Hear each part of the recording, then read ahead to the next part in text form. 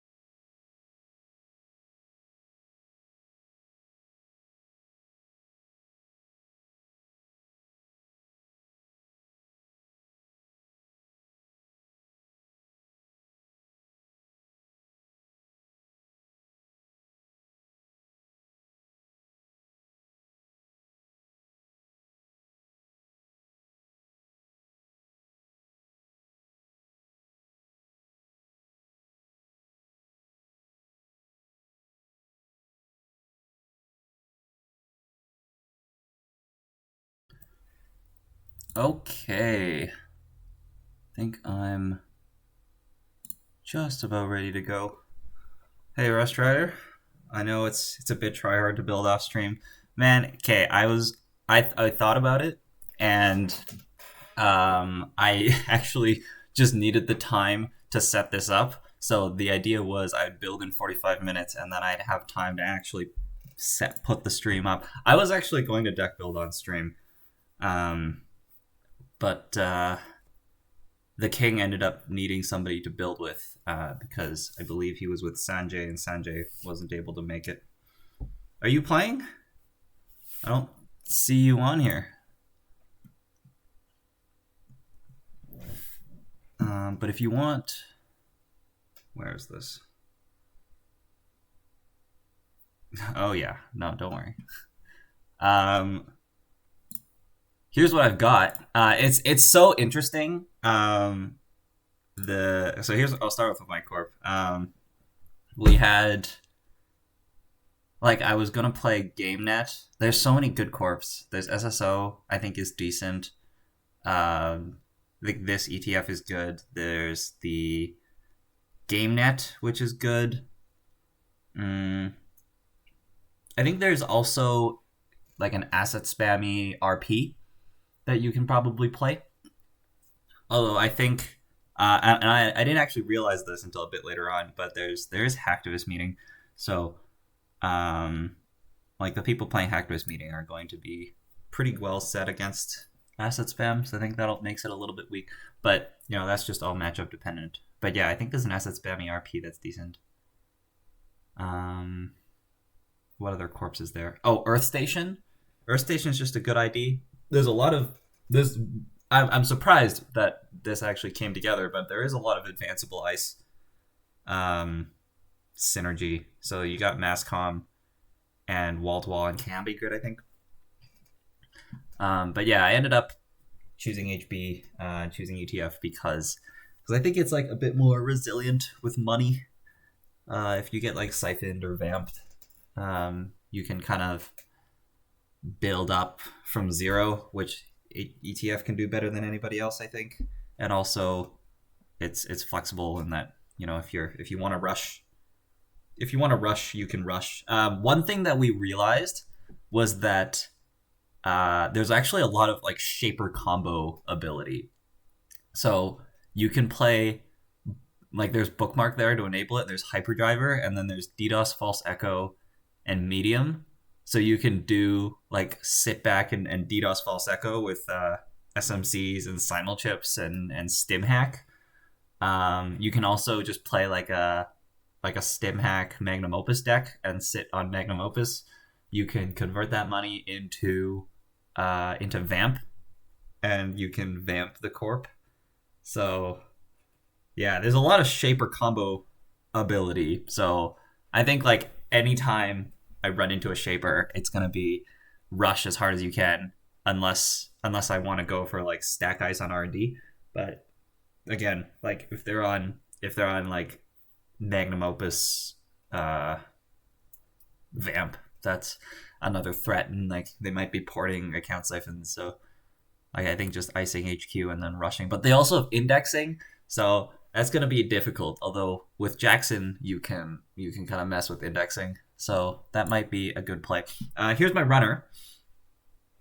I think I was originally looking at HB, or not HB, looking at Criminal. I didn't really realize Shaper's potential until at the very end. But I think Criminal has a bit of a like every faction actually has a draw problem. There's only Diesel that draws. Like you're either playing Diesel or you're playing like Daredevil, which is just not good usually, and you can play Hushiko and DreamNet. So I chose to play Hushiko, DreamNet, and port Diesels, and then you can play like some account siphons in there. Um, yeah, I'm not like I think there's a lot of ways that runner can go. I think runner's probably the more powerful side. There is instead of the siphons, I could have played boomerang, and then you just play like much more normal netrunner. Although I think the Siphons should be good, especially with like it's good HQ pressure. Um, you had the medium for R&D pressure, and then you get your Ashiko triggers. You can hopefully generate enough value. Yeah, it's gonna be tough because we've got Yogg and Mimic. So like you got your fixed strength breakers, so you have to find a server where you can get your sucker tokens.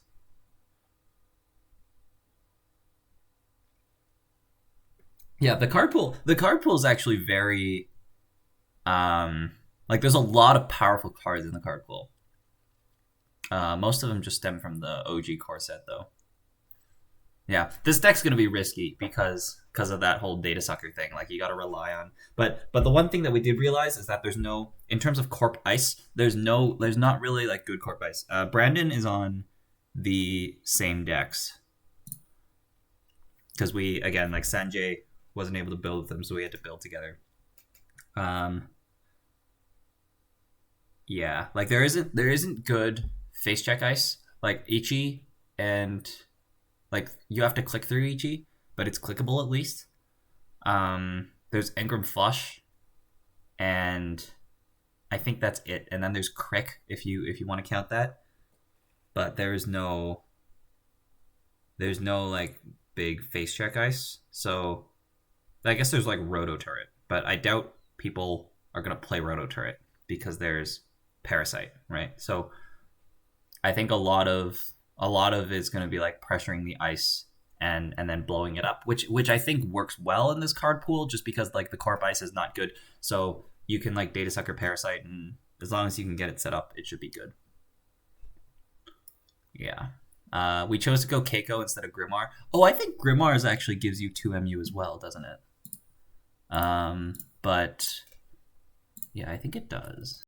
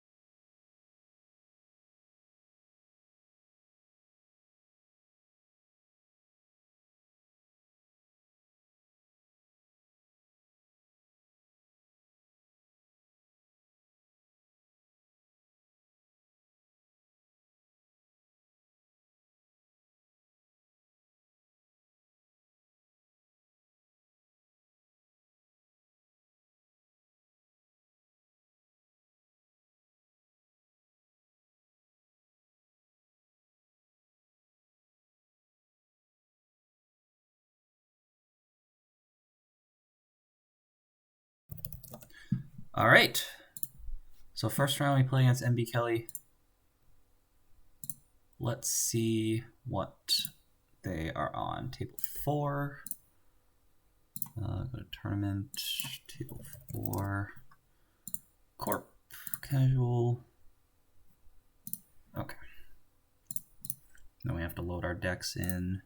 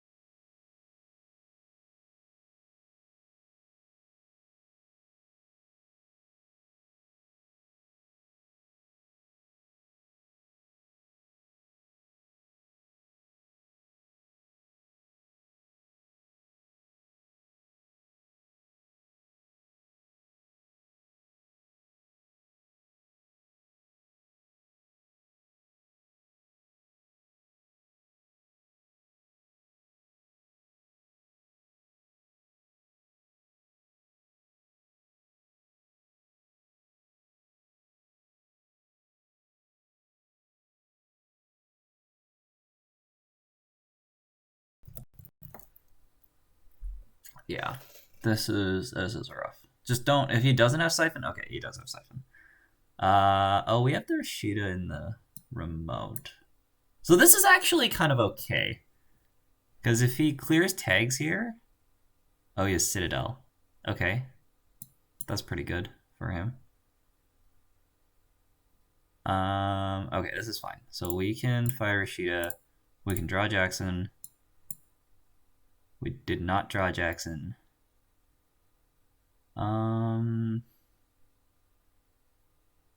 Okay, so we probably want to... Yeah, Fisk Lilay. We probably want to Ice HQ, Ice R&D. And then we probably also want to put a card on the Trankrid, and then we can just hold the Hedge Fund. And then we can Hedge Fund next turn. So let's... I don't know if we hold it. Yeah, okay, let's res that. Let's put an Adonis on there.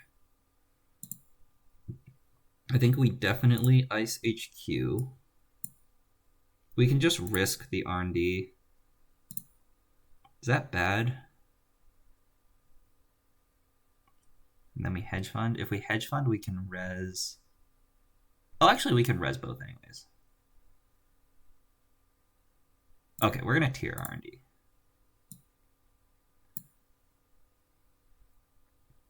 The team spoke can go...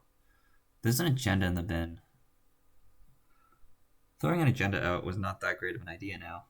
Although, no, because there's no dirty laundry. So, that's fine. Let's throw the ash out. I need the ash, don't I? Oh, I throw the itchy out. We need the itchy too. The Adonis. Okay, we're going to throw the Adonis out. It'd be a little bit greedy. Because if we can stick this Adonis and then hedge fund Ash, that'll be really good next turn. And then put like a second ice on HQ. Or hopefully just top deck a Jackson.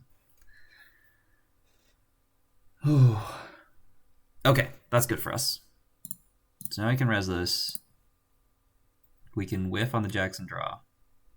Because here's the thing. He has no reason to check archives unless he's just checking the cards. Or they, I guess. So I should double ice HQ here. So we're going to hedge fund, put the ash in the remote. Oh, I guess I can draw. No, we'll take the money. I'll put a second ice in HQ.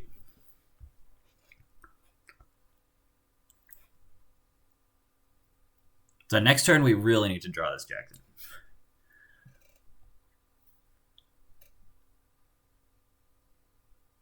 Gang sign. Yep. That is how this goes. Yeah, this is not looking good. Rashida. There's the Jackson. Jackson doesn't... we can install the Jackson. We just install the Trankrid. We'll Jackson next turn. Yeah, let's install the Trankrid. We're going to be greedy.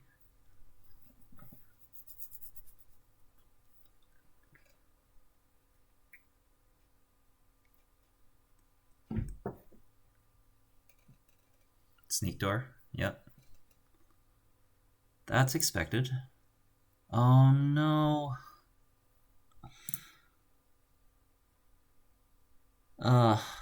Okay. Biotic. Do we do it? Do we do it? We Biotic ABT and fire the ABT. We have 4 ice on the board, and we have 13 left in the deck. So that's about half my deck is ice. We do it, right?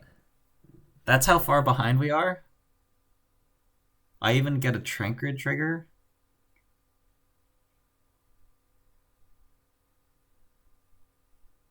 Oh, and then we get 2 cards bounced.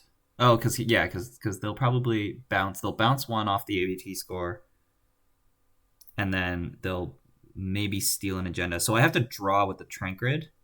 Okay. We're gonna do it. So we're gonna install this here, and we're gonna draw. Nice. That's really good. Okay, so then we score, and then we fire. Vacheron. No.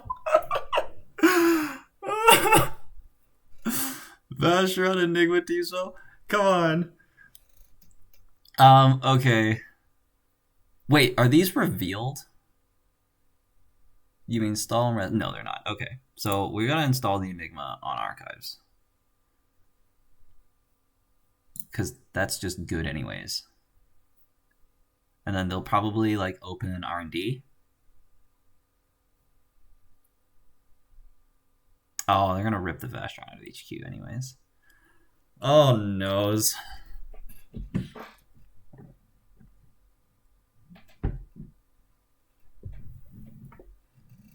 I need man, I don't even know what I need. This game is not good.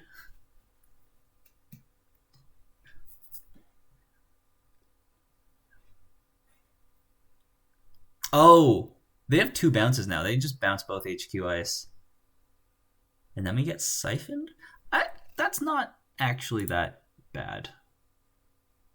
We just have to keep the Vitruvius safe. If they don't steal the Vitruvius... Okay, no, they're just going to rip the 1 in 4. That's fine. That's fine. You got to get all the bad luck out in the first game, right?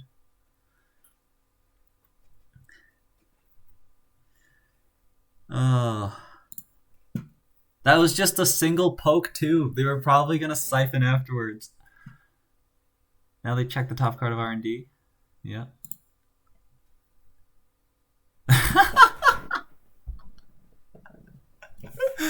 Oh, no. Man, this is almost as bad as Worlds.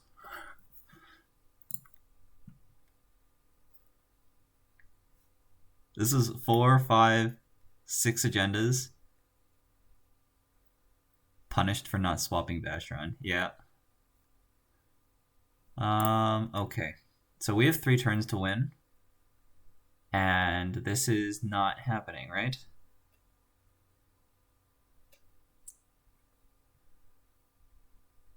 So, okay. So at least HQ is safe, right? So, and we just drew another agenda. And what are the odds of that? But that's kind of good for us, because so we can, like, try to jam this. Because we can go, like, Tollbooth Gold Farmer. Right?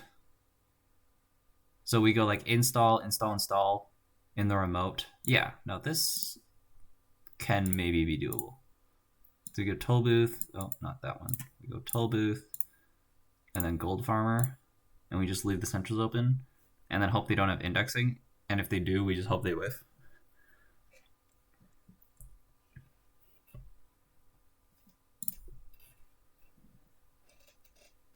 Oh my goodness. Oh, that's crazy. No, I was going to win anyways, because this goes to, like, we go double advance. It goes to 1. We go triple advance, score goes to 0. Yeah, no, we were never going to win that anyways. It's good.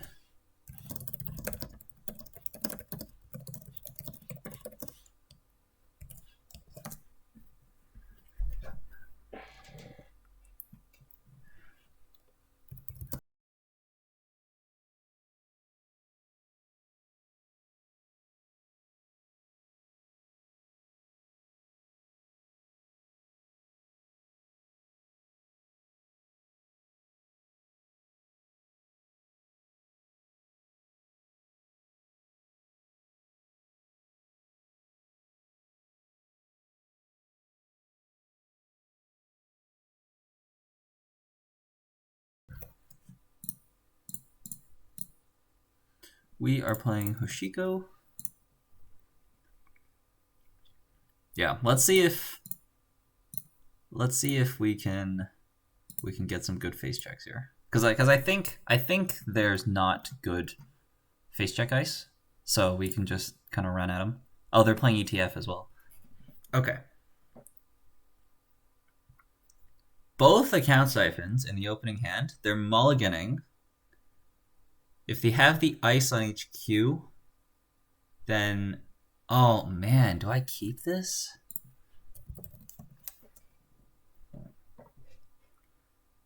The account siphons are good, and I only have 2 of them. You got the turn 1 liberated. If they keep a server open, we go like credit liberated, hit liberated, and then get a free run on R&D and get a flip. If they get their ice down, this is like a really high risk, high reward hand. So, and also we have 3 diesels in our deck, so we just like mulligan this for draw. Yeah, that's what we're doing. Okay. Double Ice HQ into concede. Yeah.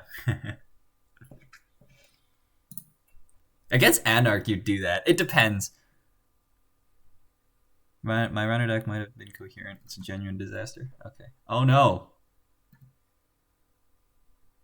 Oh no. We could have thrown that siphon at him. This is fine. I mean, like, they would probably just res an Eve campaign. Okay, we're gonna diesel into Hacktivist Meeting. You ready? This is the play. We're gonna diesel. We're gonna draw Hacktivist Meeting. Got him. Okay, and then we wait like 3 seconds. And then, oh, I guess I have to gamble first. So we'll gamble. And then we're gonna wait. Okay. They don't put a 3-2 on the board turn 1, right?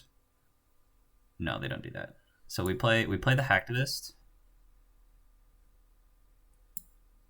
And then we check HQ.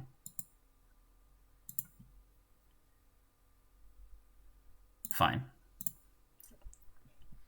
Wait, what? Oh, they drew. They drew and double installed? Okay, they're firing Rashida.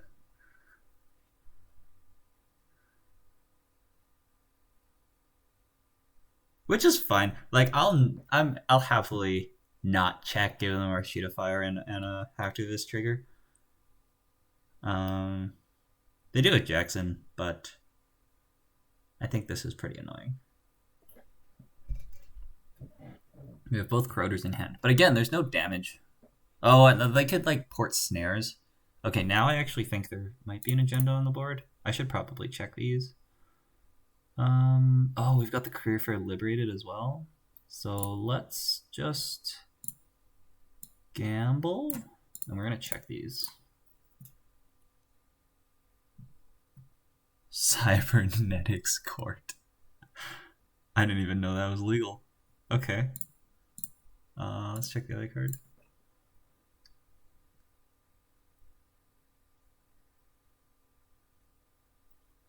We're just gonna keep them. Oh.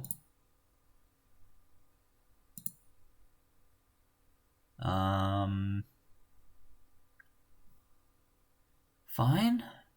Yeah, fine. We'll just get this down.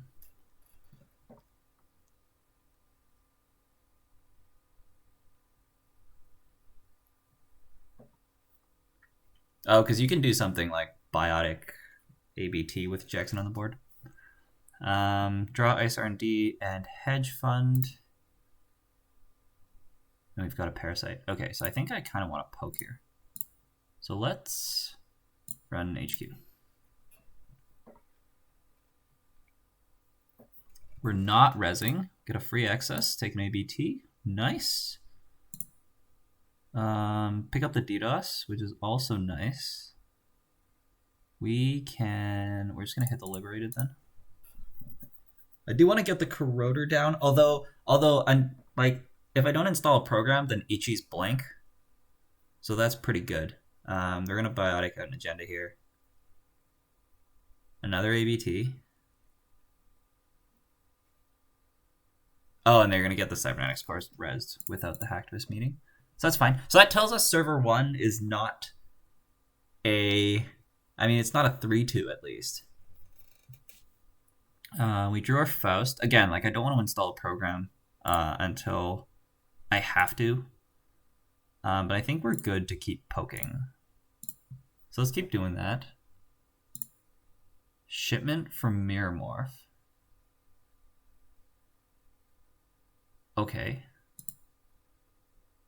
Interesting. Let's just keep drawing. Got a Deja Vu. Oh, we could Deja Vu the Hacktivist Meeting.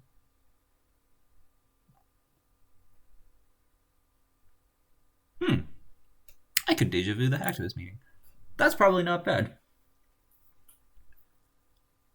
Because it seems like hacktivist meeting's pretty annoying for them. And I think if we can just keep getting that to fire. Yeah, because they're probably on like... So then we do that, and then we pitch the Corroder. And then we risk losing the other Corroder to damage if they have Engram Flush. I think that's a risk and will. Oh no, because we have Deja Vu. Okay, no, we're gonna play this for a hacktivist meeting.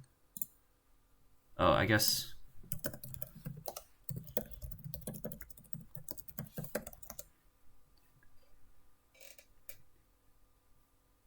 Okay, so they don't have a res first.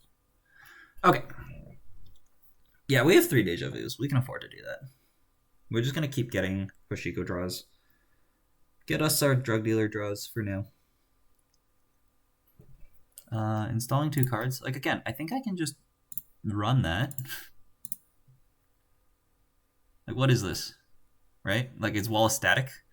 There's nothing that ends the run that I can't click through. Unless it's Wall Static. Or Enigma would be pretty good. Drafter, fine.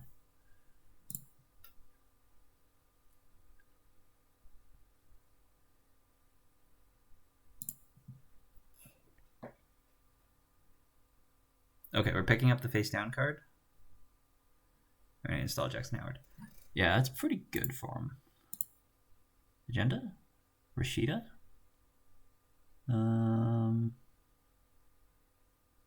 Sure.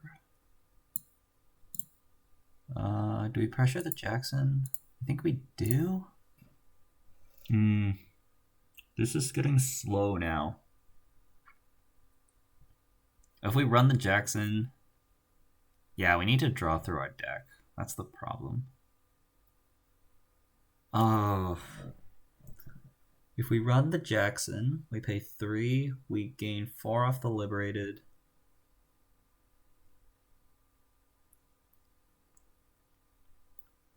And we install the Sucker? No, we can't really install the Sucker.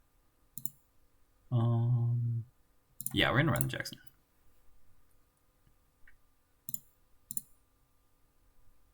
And then we're going to, we can install the Sucker.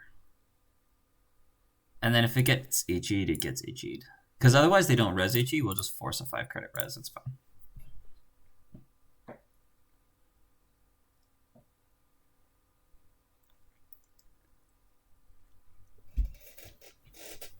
But if they, yeah, like they're just gonna keep putting cards in there. So we have to leave that one. I do want to keep running. Drafter is kind of bad. But I think HQ they would have res Drafter, so I want to keep running HQ. Let's see if we can draw for Siphon's pretty good. Let's poke first.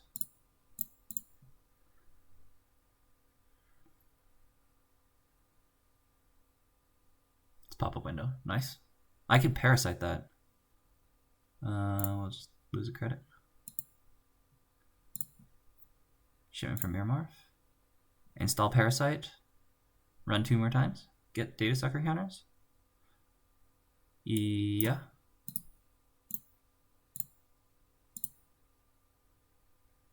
Agenda? Shipment? We just have a bunch of shipments? Oh.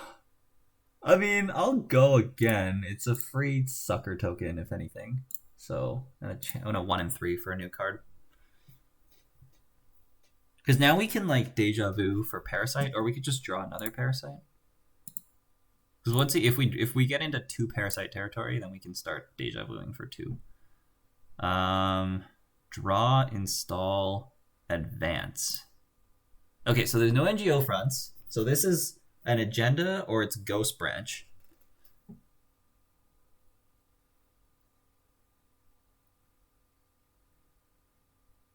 Yeah, we need more Parasites. They are correct. Although the Parasite is in the bin. So we need to, if we hit the Liberated, we Deja Vu for Parasite, install Parasite. Yeah, it's definitely Ash into Agenda. So we don't have enough money. We don't have enough money for Ash into Agenda. Or like we're basically a click short because they res the ash and then we have to trash the ash and then we can't get through. This is probably sandbox.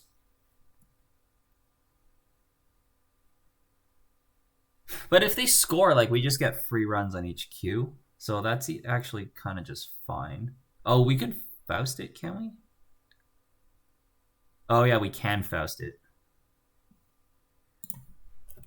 We can Faust it. Because we install Faust, we hit Liberated, and then we can run twice.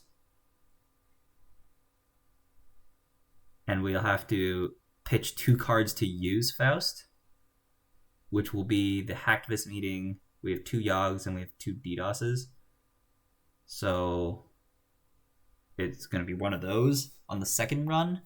And then we'll have the 4 credits, which we'll need to pay 3 for the ash, or we'll pay 3 to trash the ash, and then we'll have to run again. So we do have enough if we want to Faust it, and I think if this is an agenda, we want to get it.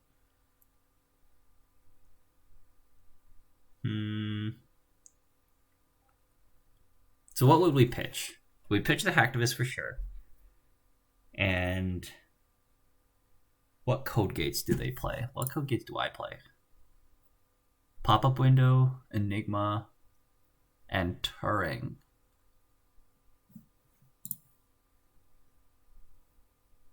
Because DDoS is good if we can get a Siphon. But DDoS is just good in general. I'm kind of far away from Yogg, although I feel like we're gonna need the Yogg later. Okay, I think we pitched the DDoS. So let's do it, I think. So let's hit this, let's install this, and then we run. Oh wait, I need to pitch 4 cards. It's fine. Break.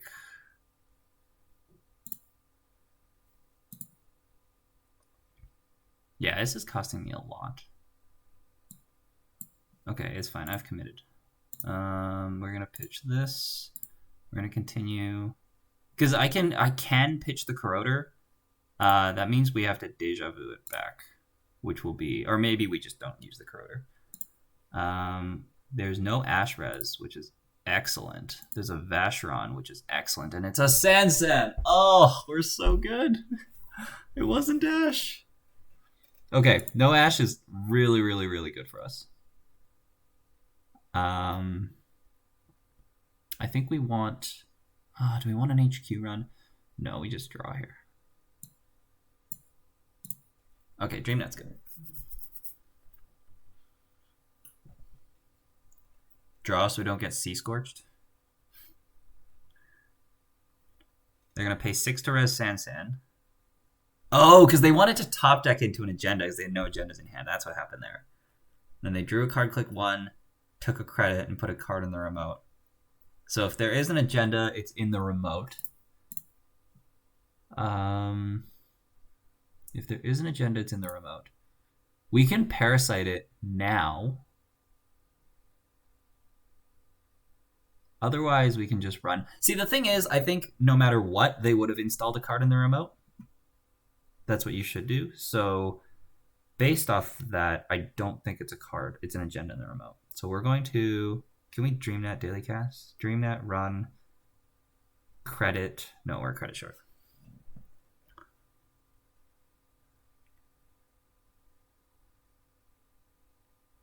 Because we go DreamNet, run. We go to 1 credit. Yeah. So we are credit short for DreamNet Daily Cast double run. Or run, take a credit. So we want to get the Daily Cast down. There's not too much reason to poke HQ, although I kind of don't want to poke R&D either.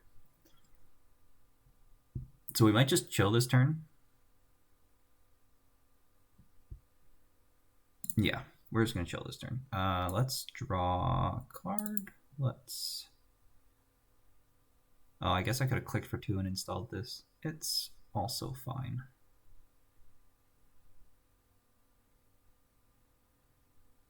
Oh, because I don't lose a credit because we're not going to flip. Okay, so we're just going to take for tick 2 and put the daily cast in. Let's see if they score. They don't. That's good.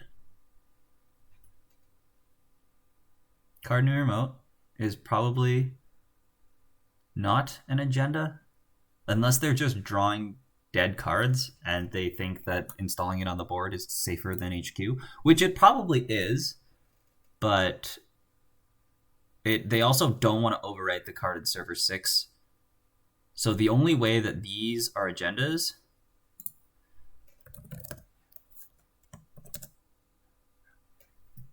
we're getting double streamed. The only way that these are agendas is if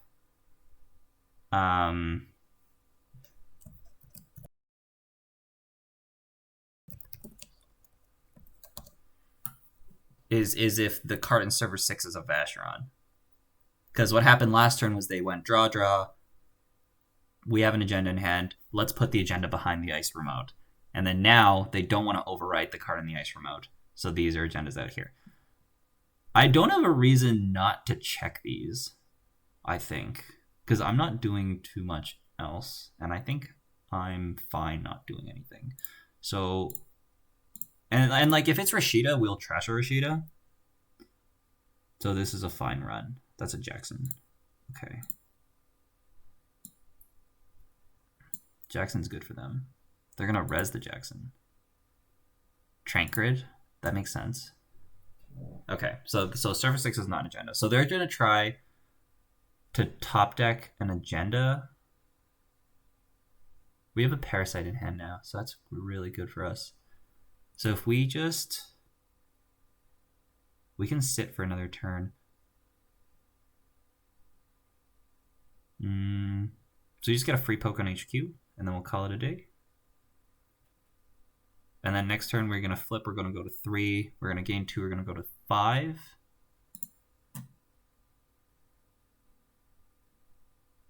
We could also run Archives, in case there's an agenda in there, because letting them Jackson draw is pretty bad. We could also try to check the top card of R&D. Tier is kind of bad. Ichi's. Ichi's actually okay.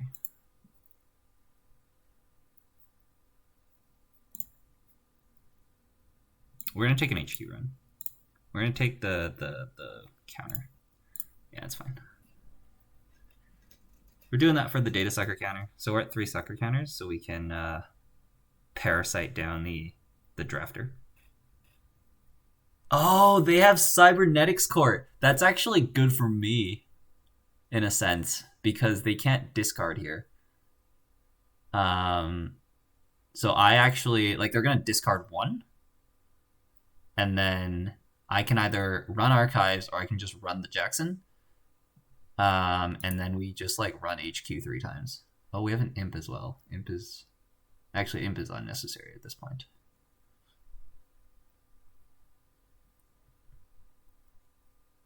I think I'd rather pressure the Jackson.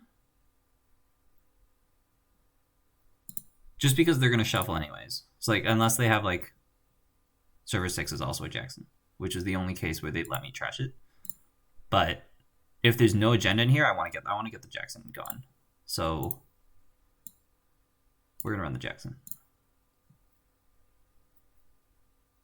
I do get a sucker token if I run Archives. But, like, I think this turn we're running HQ 3 times anyways.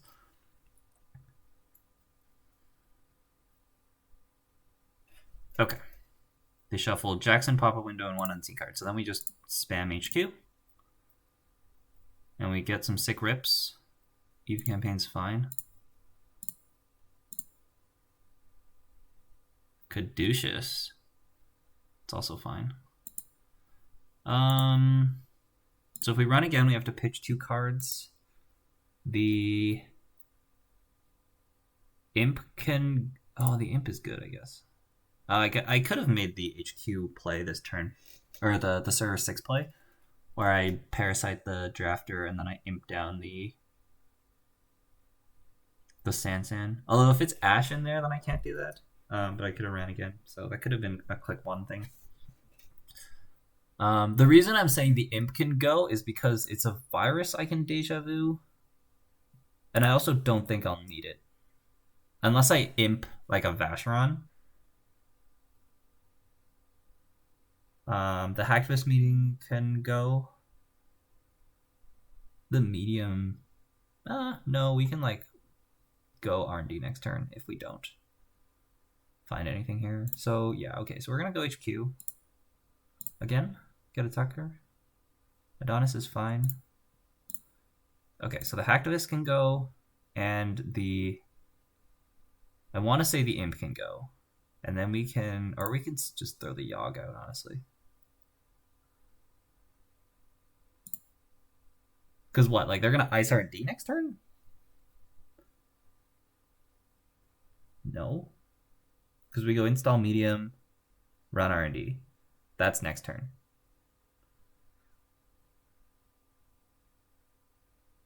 The Yogg, because imp is good after that. Okay, we're gonna keep the imp. Let's get rid of the Yogg. Because Caduceus is a sentry. And they need to like really decide where their ice is gonna go, and I don't think it's gonna go on R&D. So okay, so the Yogg's gonna go then.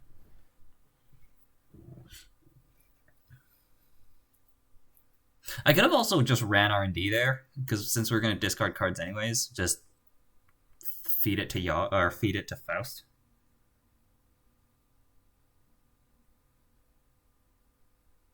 Oh, they have Shimon from Miramorph. Oh, sorry, I missed that, Rust Rider. Hacktivist seems good. They're about to clear it. Yeah. Yeah, you might be right. Okay. We're gonna double ice HQ. Okay, that's, you know what? Yeah. Because like I missed it 3 times. So you're not firing this, right? Okay. Yeah, okay. So now we're gonna like run R&D now. We install medium, we run R&D.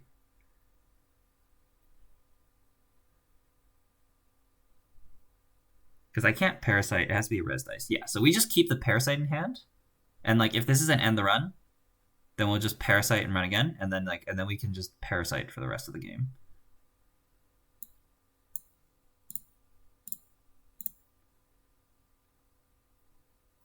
It's next bronze. Okay, so do I want to pay 1 card for an access, a medium counter, and a data sucker? I do. So we can just pitch the other medium unless we want to go double medium. We don't have the money for that.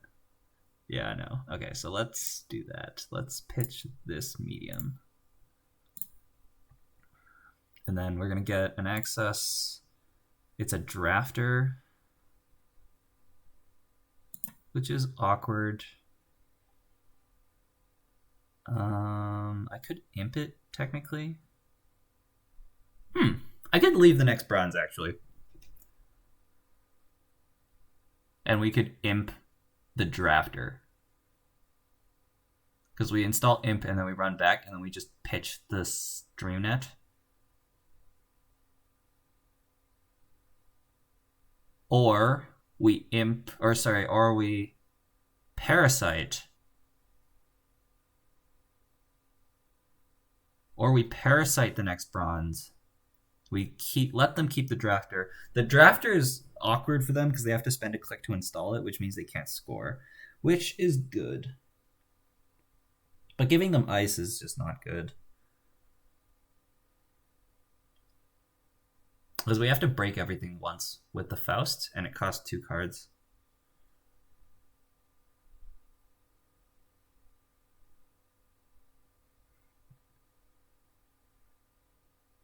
Yeah, I could get Yogg back, but like I'd rather just parasite it, you know.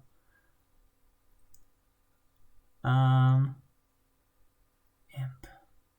I think do we give them the ice?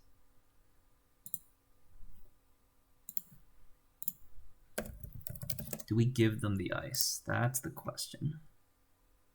We still have 28 minutes. Lots of time. Which is better? If we parasite and we run, we see the next card. I mean, we see the next card anyways. But if the thing is, if we imp the drafter, and then the next ice we either trash or score, and we don't win somehow, then they get like a next. They see a fresh card. But this way we keep the Parasite. This is just one card. I think I'm leaning towards the Imp, actually. Oh, but MU.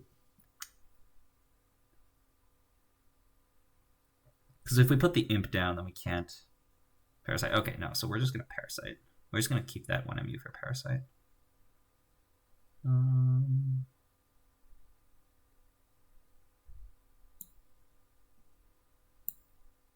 Cards.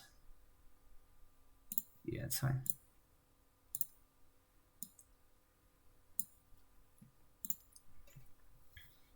Okay, let's get rid of this. All right, C2. Okay, we got the drafter. There's a Jackson Howard coming up, and there's one in the. Oh no, he shuffled. They shuffled the other one. Is it fine? I mean, I don't know. They gotta. They have to choose. I assume they have another agenda in hand that we missed when we triple ran HQ last turn.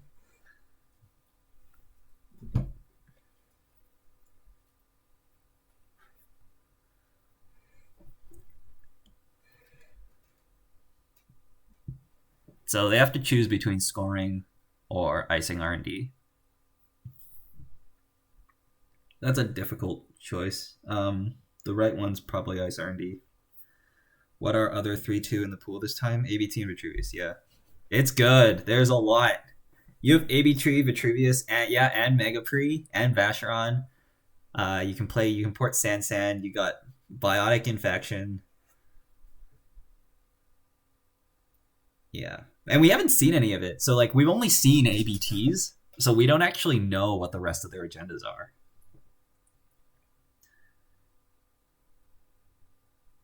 Drawing a card. They have another shipment from Mirrormorph. These shipment from Mirrormorphs are actually good.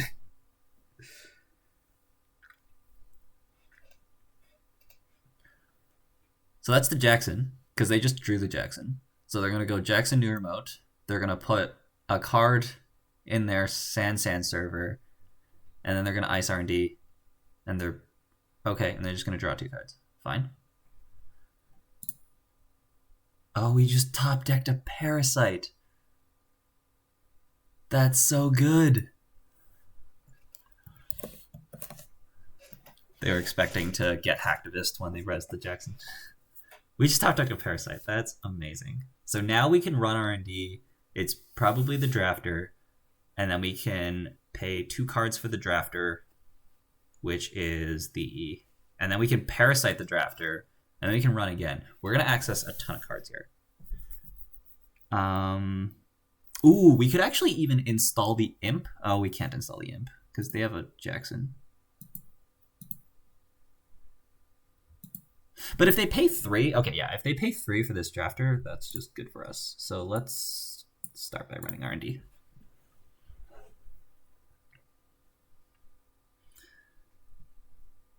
Yeah, their money's getting low here.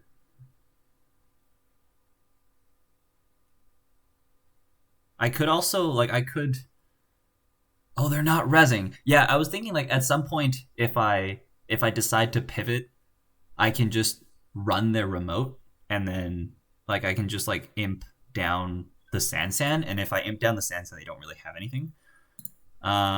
Jackson getting shuffled, so we have a risk that this is another Jackson. I'm currently thinking about whether or not it's worth installing the imp next click.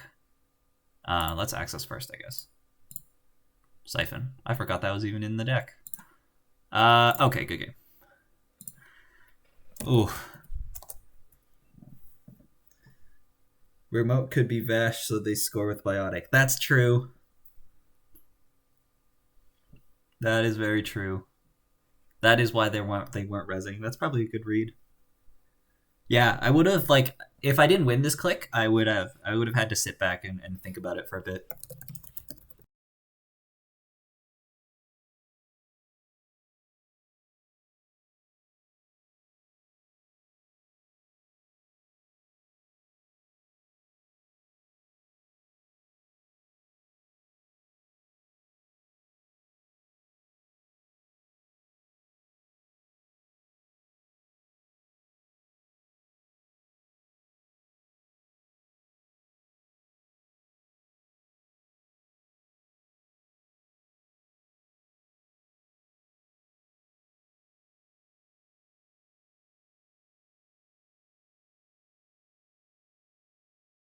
Shipment.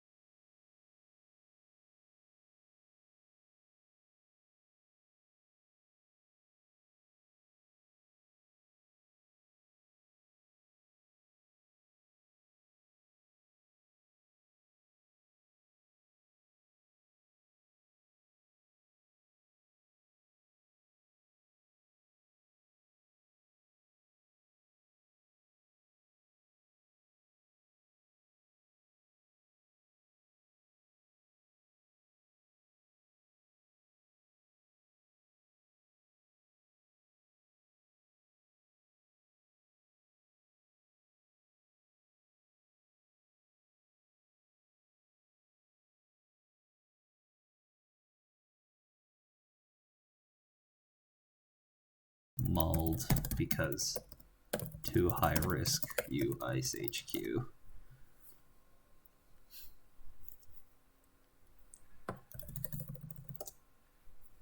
Yeah, no, that's a good play. You throw an Eve campaign down, and then you duck the Siphon.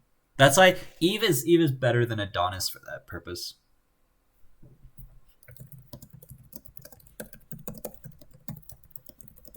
Um.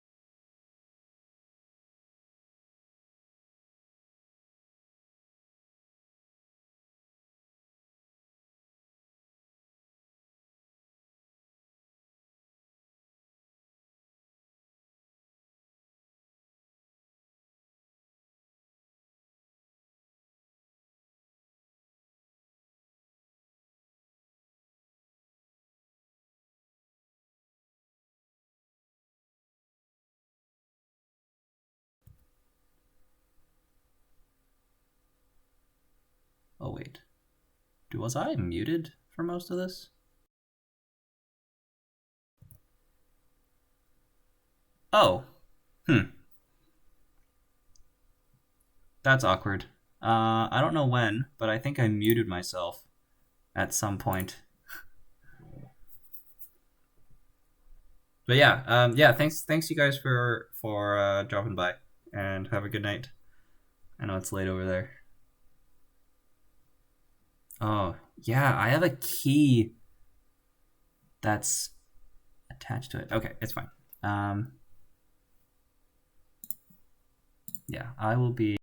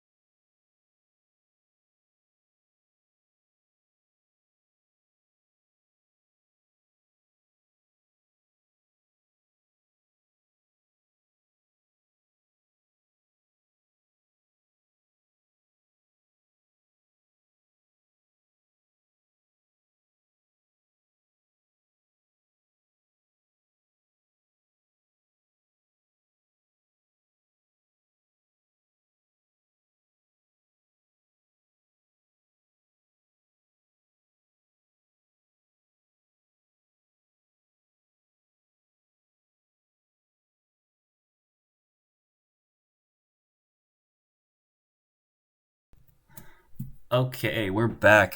Hey all. Um, Let me get rid of these. We have round two starting soon.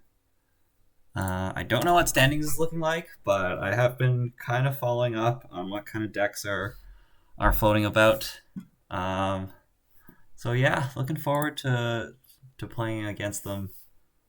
I think the shaper decks will be interesting to see how they whether or not they're able to pull off whatever combo they're trying to do, because there's a couple of them, probably DDoS False Echo being the most common one.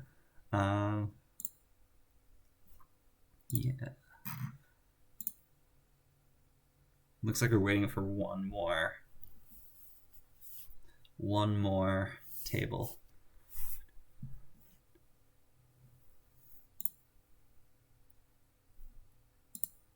Can everybody hear me okay? How's everyone doing?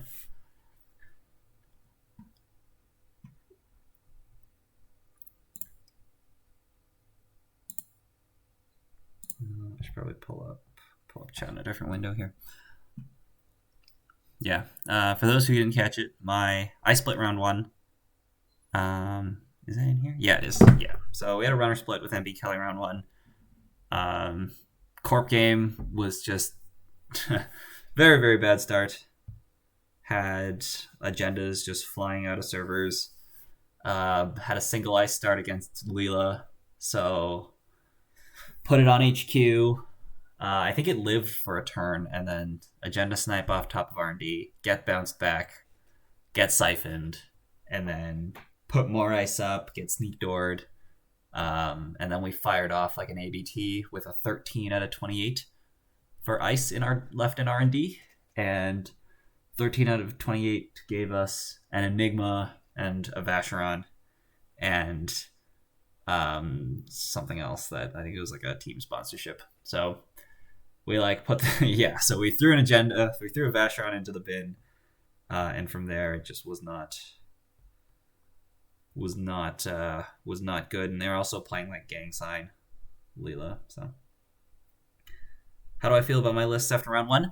Honestly, I didn't. So this is my corp. I think there's so many good decks right now in this format. But I think this is probably aside from like SSO Masscom, I think ETF is probably the best way to kind of like dig yourself out of a bad situation money wise. And I think like bad situation in terms of economy is going to be like a pretty common theme amongst runners trying to play account siphons. So that's why I ended up playing ETF. Again, like round one, I just had like really, really bad draw luck. Like I found very little ice against the Leela, and like I think they whiffed very little accesses.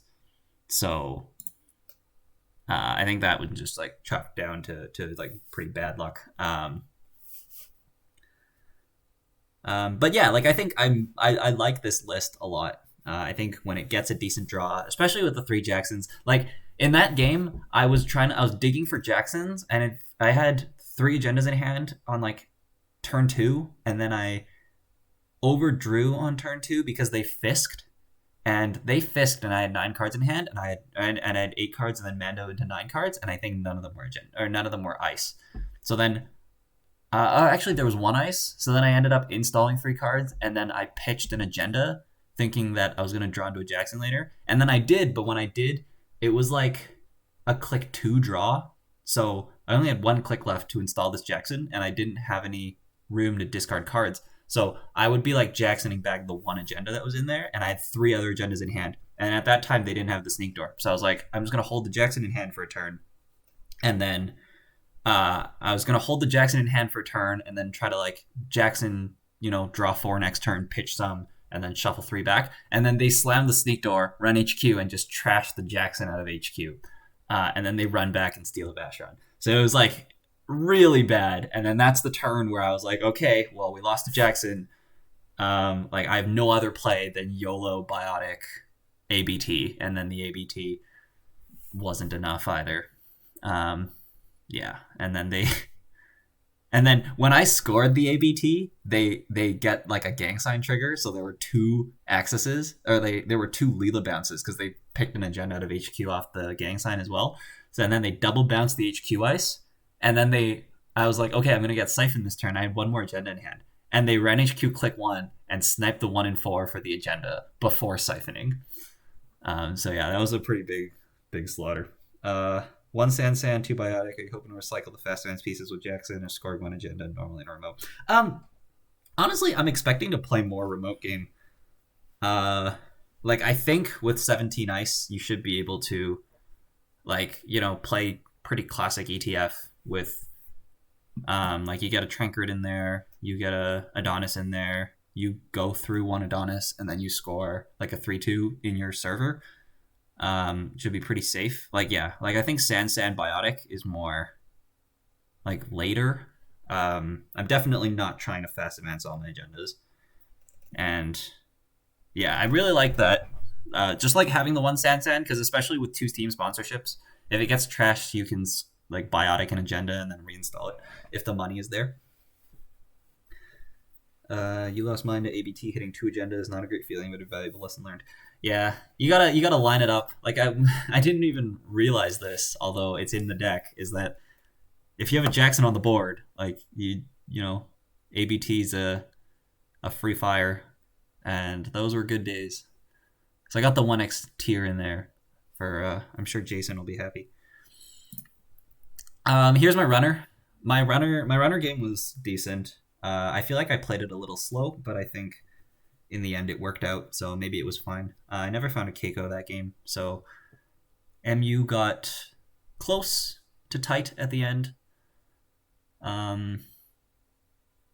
Yeah, I think one interesting thing about runner here is that draw is not common at all. So that's why you have to play diesels. And I think some people, I imagine the Crims are just on 3 diesels and nothing else draws them cards. But in your Hashiko, you can play Hashiko and Dreamnet and diesels, and it kind of feels your Faust. And I kind of saw that in the first game, where you get your Hashiko draw, you get your Dreamnet draw when you make a run. So Faust, it kind of like feeds Faust on its own, which felt pretty nice. Yeah, we didn't get to live the DDoS account siphon dream yet, but we've only played 1 round. Looks like round 2 is up.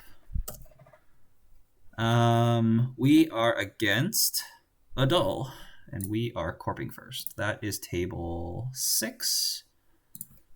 I'm just going to set up the table first, and then we can go and take a look at standings. So, what happened? So it looks like Doomrat swept on Haley, GameNet, SSO419, GameNet, Andy. And then we have people who either split and had the 3 points, or they swept and didn't have the 3 points. For deck building, that is. Okay.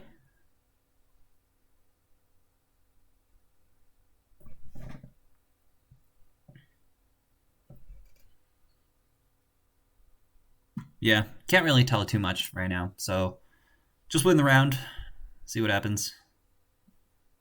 What's Adol on, actually? Adol's on GameNet and Smoke. Okay.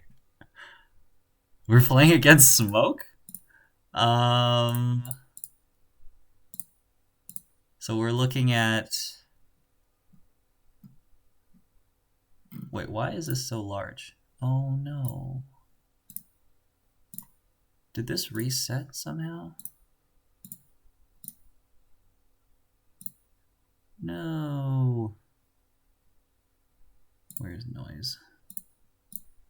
Oh, I don't have the set saved for some reason. I thought it was saved. Okay, looks like we're starting.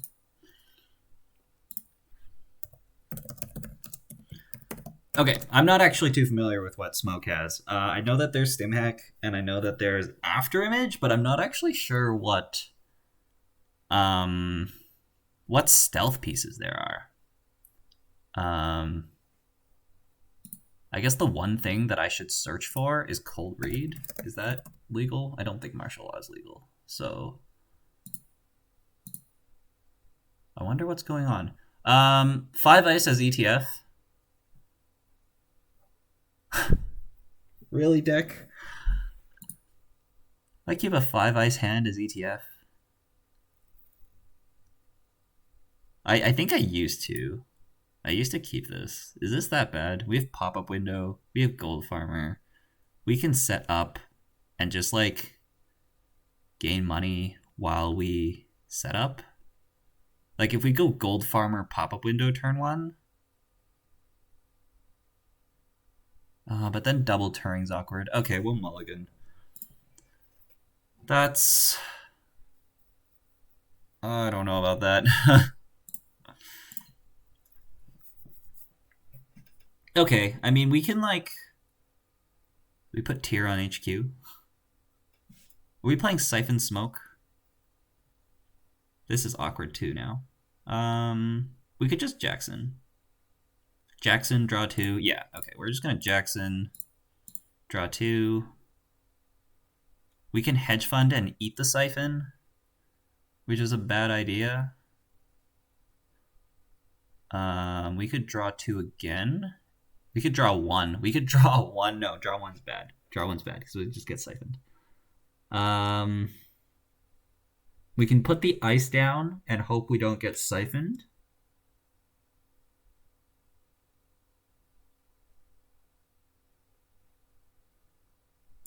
This is now awkward. We're going to put the ice down and hope we don't get siphoned.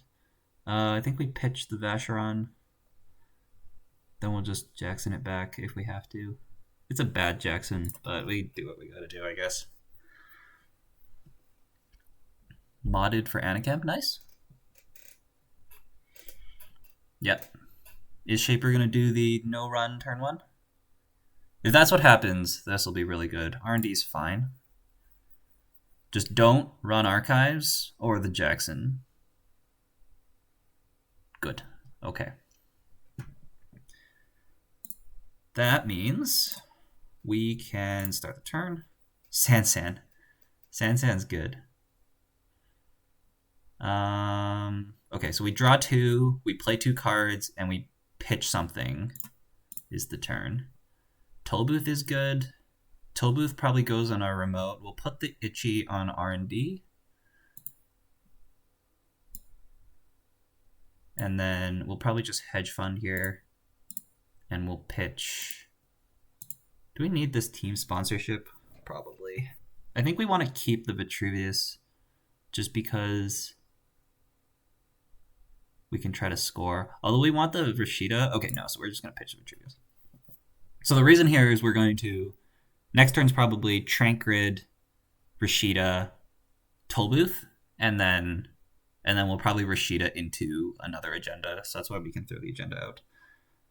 We're face checking into a tier, so we can res this, and they would have to spend 2 clicks and end the run, or spend 3 clicks, and we'll be at 1 credit, and we'll have money. No, we'll have clicks. What am I talking about? That's fine. I think we can probably hit them with a last click run at some point. So we're just gonna not res that. We're gonna keep our money for our Rashida and our Tollbooth, assuming they don't trash our Rashida out of hand. Oh, okay. Okay, there's Penumbral Toolkit. That's where the stealth is coming from. Oh, now we can after image the tier. That's pretty good, I guess. Turing's pretty good. Although Rashida's or Tollbooth is probably better. Because they have to pay 3 real credits. So yeah, so we're going to install, and wait a second. We might actually just put the, we might put the Sansan there instead.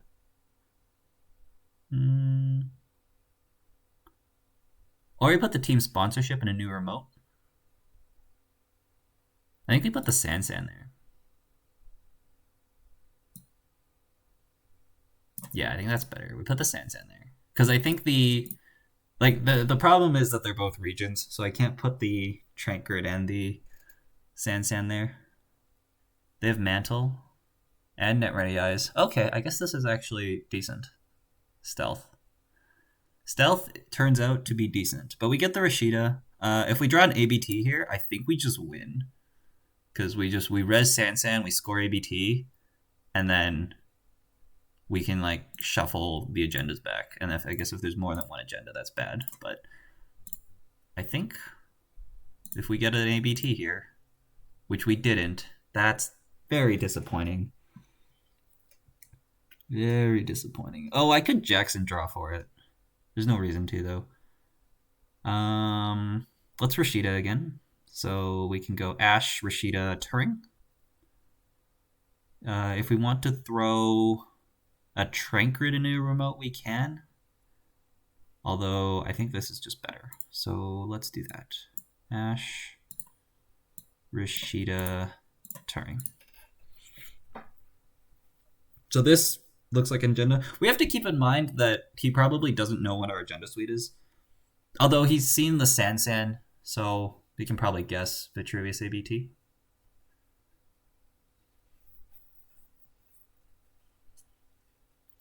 Come on. We're looking for an ABT. If we can find it, it'll be very good. Can we get an ABT one time? No ABT! Oh, this is bad. We can't let Smoke set up like this.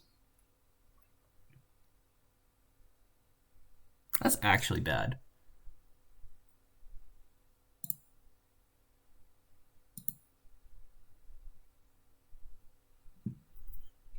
We just play our cards, though. Get the Turing out there. This is a decoder stealth chip. This won't help Penrose at all. So it's still going to cost them 2 stealth credits to get through the Turing, which is fine if we stack our ice. So it's just like Adonis, Hedge Fund, and then put the Turing on the remote, I guess. Or we could go Trank Grid new remote so we can install team sponsorship next turn. Yeah. Let's put this here. And we're going to throw a Trank Grid new remote.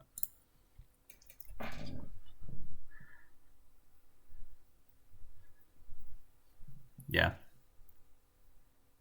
Itchy is just bypassed by Afterimage. We can stack our Itchies. Like, we actually have a decent number of sentries in our deck. So we can make that Afterimage. We can tax it, kind of, because it is 1 for 2 strength.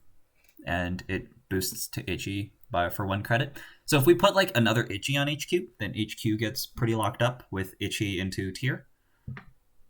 We stack an Itchy onto R&D. Drafters are also in the deck. So we got 3 Drafter, 3 Itchy. So this Sentry game on HQ is pretty good. So I'm not too worried if I put this Turing on the remote. Okay, so they're going to force the Jackson. And as they do this, we're probably going to top deck the accelerated beta test, because that's how JNet R&D shuffling works.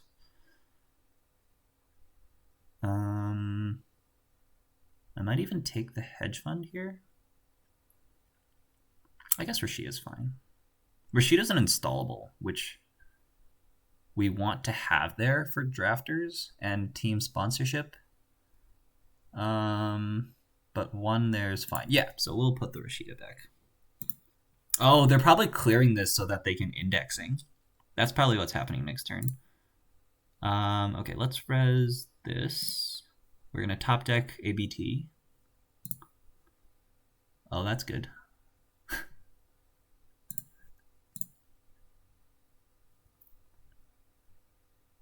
So we can like install something on the Trank Grid and then install naked Trank Grid, install naked Jackson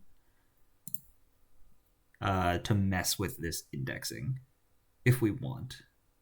We could also install Jackson and draw 2 to try to put an ice on R&D. That's also pretty good. Let's start by resing this, putting this on here, and taking a card. If we take a card, Then we can't draw 2. Oh, we could just take a card anyways. Okay, so that's what we're going to do. We're just going to put the...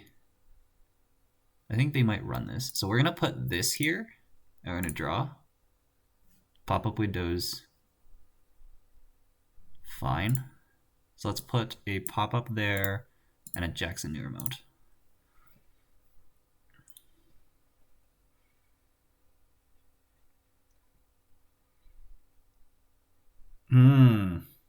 That's pretty funny. Okay. So because I can, the Teamspo into the deck. That's pretty good, actually. Let's see if he goes for the indexing here. I hope he does.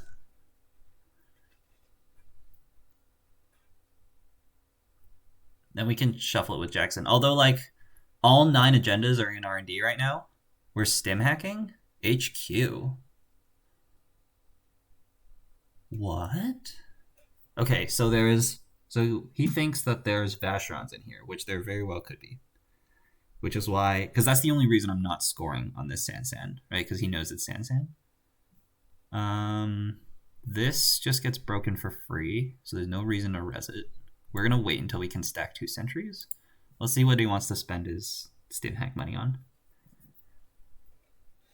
We're going to pull out a Penrose, probably. Yep. So now's the turn to indexing, because you have your Code Gate and Barrier Breaker. If you don't indexing now, you're not going to have a Barrier Breaker. So he's actually incentivized to make more runs this turn. Especially with the stealth chips, with the stealth credits recurring that are still there. Looks like we're just going to get the Crota down, which is fine. We're going to start the turn, draw another Teamspo. We're still not going to find an ABT. And I think we're just going to Jackson for it now at this point. Oh, where are agendas? If we Jackson for it and we get it, then we can Biotic Sansan it out, which will cost us 13, which will put us to 11. And 11 credits is honestly fine, because if we get like an Itchy onto the R&D for free install, free res, and then we can still res the toll booth and we don't have to res HQ, that's fine. Okay, so let's do that. Vitruvius. Vitruvius, I am not that excited to score. Wow, that's awful.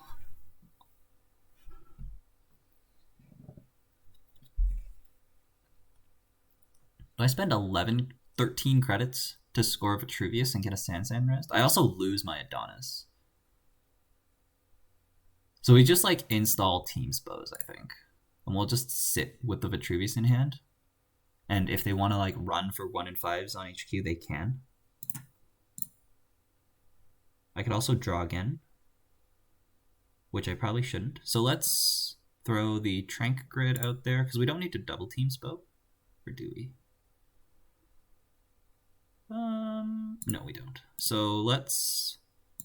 No, I mean, we might as well. So let's double Teamspo. Yeah, we'll just call that the turn. Because next turn we can Sansan score the Vitruvius, and then we can trigger Teamspos and put the Rashida from Archives into the remote. And then we can hopefully score more 3-2s from there. He's threatening to imp this Jackson, which is fine. We have another one. We'll play the other one. Because he either imps the Jackson or he imps a team sponsorship. Oh, that's OP. We can just team sponsorship the Jackson back. Ha! That's very good. Oh, this is good stuff. There's no clot in the format. That's what's enabling all this. We're going to top deck the other Jackson anyways. Okay. Let's res this. Let's install this. Is there a reason to get Vitruvius counters? It doesn't counter indexing, so no. The other Jackson's in hand. Like, we could get a Vitruvius counter just for the purposes of, like, in case we get both Jacksons trashed. Oh, it's also good for,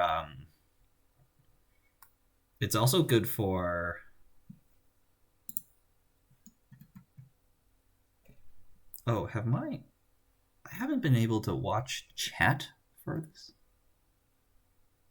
Oh, never mind. No, we're good. We're good. We're good. It's also good for ABT, that Vitruvius counter. That's so tempting.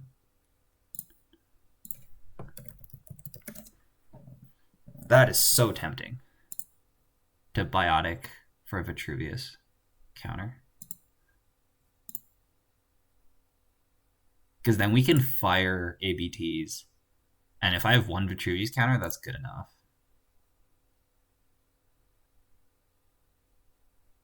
Oh, that is so tempting.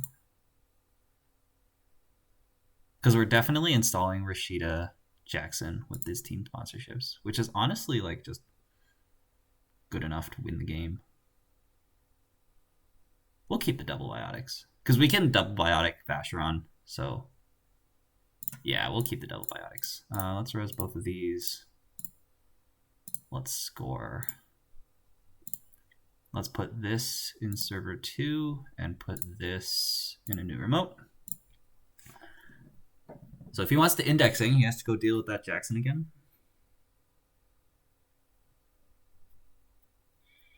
Kyle flex. Should I res the Jackson? We're gonna res the Jackson.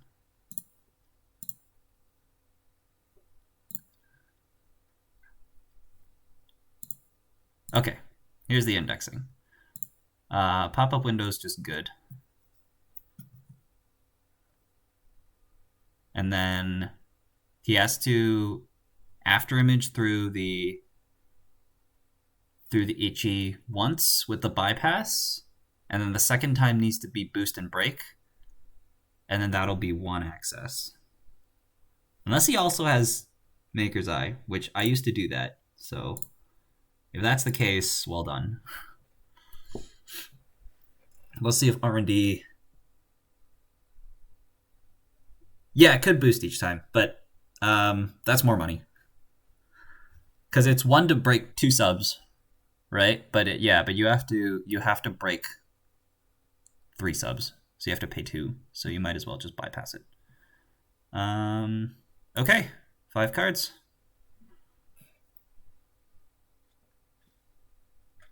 Five cards, and we also Rashida. We Rashida next turn as well. So he has to score here.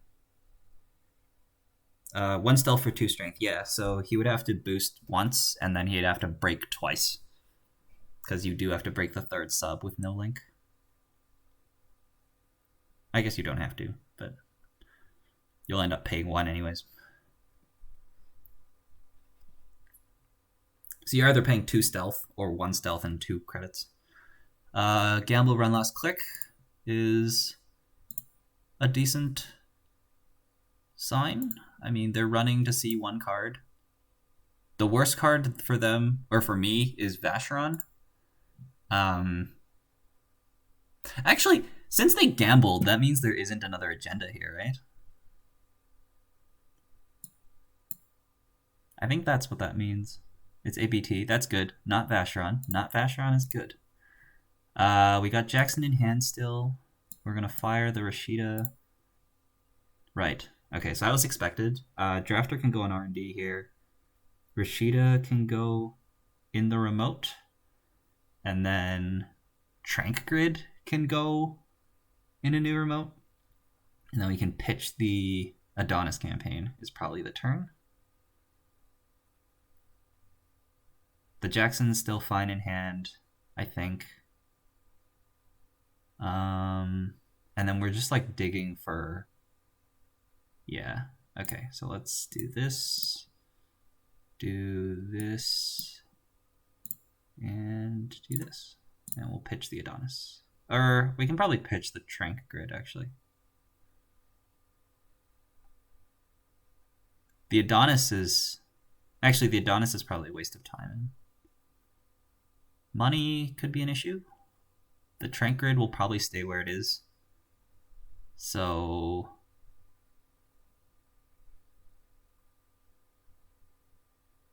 Yeah, we'll keep the Adonis, actually.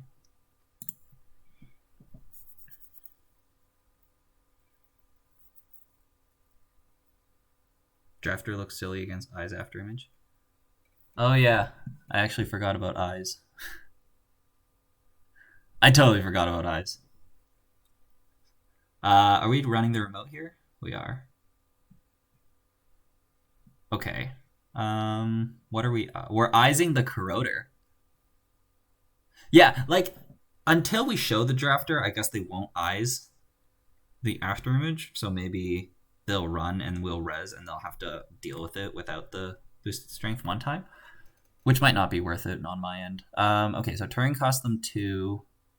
Tollbooth cost them 2 plus 3, so that's 7. And then we have an Ash Trace. I think we res all 8, 9, 10, 11, 12, 13, 14. Yeah, resing all is fine. That's why we kept the Adonis. So yeah, let's res all.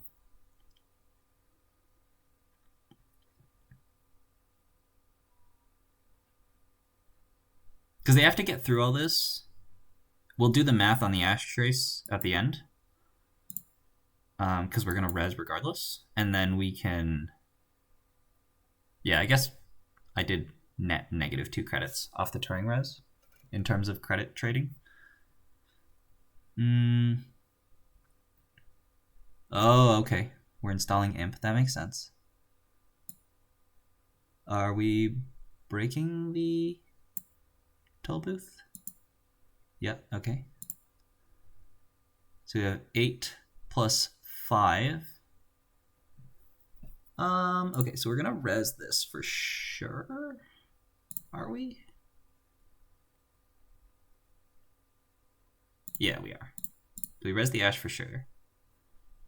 Then they come in, and then we leave it at trace 4, because we don't want to trade credits right now, because now we're short on credits. So we get the Adonis in there. Yeah, this was just we had such a good scoring window for many turns, and agendas just never came. And now we have to deal with playing from 2 points. Like we should be at 4 or 5 points right now. Trash the whole server, end at 5 credits. That's pretty good for them.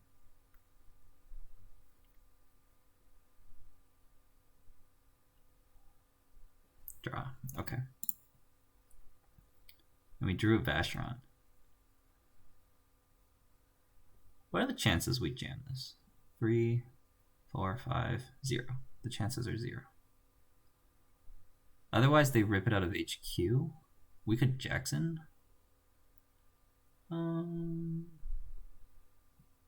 We just Adonis. I think they might even check this.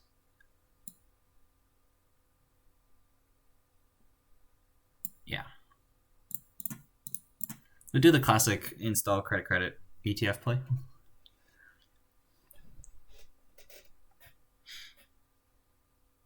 They have 7 cards left in their deck. There is no recursion, although they probably have more copies of indexing, which is a problem. What influence have we seen? The toolkits, the afterimage, that's 2, 4, 5, 6, 7, 8, 9, 10, 11, 12, 13, and then 14, 15 is third toolkit if they're playing 3 toolkits. So there's 2 more influence we haven't seen. We're running HQ, which is fine. Please don't hit the Vacheron. Or the Jackson. There's a 2 and 5 that they hit a good card here. Hit the Vacheron.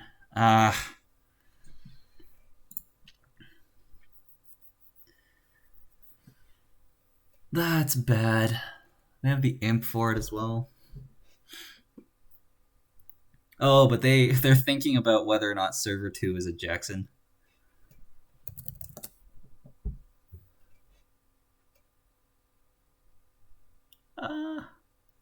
I don't know. I think they're in a good spot. I think they should just steal it and just don't take that risk. But obviously, imping it is good for them. How many silent chips are left? Oh, there's 2 left. If they have all 3. That's sad. It's very sad. We're drawing all these Turings. We're drawing all the bad ice. Where's all the good ice? Okay, we should probably Jackson here.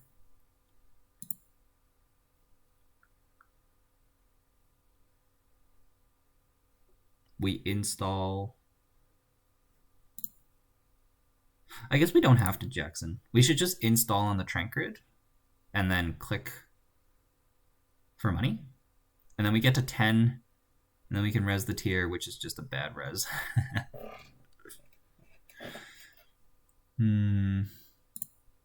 If we get an agenda scored, we can get the Sansan back with the team's foes. So that's really good. We need to be careful with this Jackson. What to do? I think we'll Jackson draw. Let's put this here. Let's get money. And let's draw 2.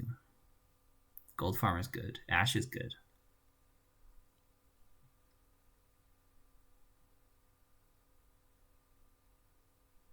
If we Gold Farmer HQ and just pitch the tier, that could work.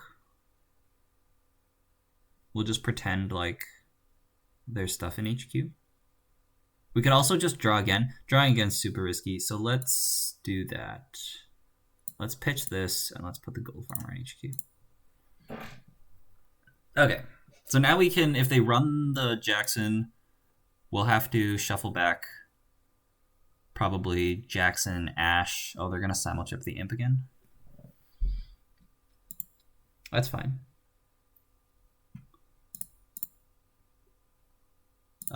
Jackson can go back. I think the hedge funds can go back, honestly. Unless he goes and trashes the team sponsorships, which he might. We're going to take the hedge funds. Because if we can score once on this next turn, that'll be really good. And then we just need money to score out. So... is it a Rashida? No, hedge fund's fine.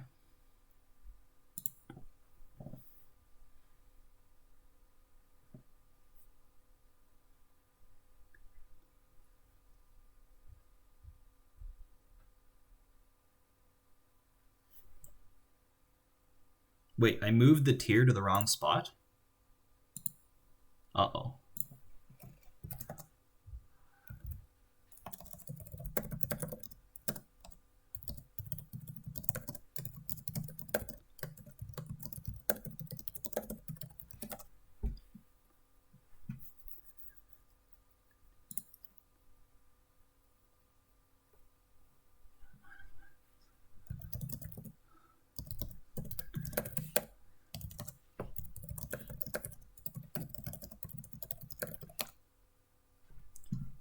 I think dragging it off the top, no, it doesn't work.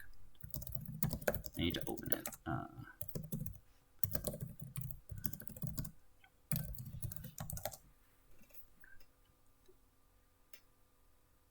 That's a good thing I don't have any knowledge on what's in my R&D. Okay. Oh, I shuffled it. Okay, there we go. Close and shuffle. That's really bad. Okay. We net ready-ized the Corroder, so this drafter is awkward. We will get the Adonis money. I mean, like, we have to res this. This is an indexing run.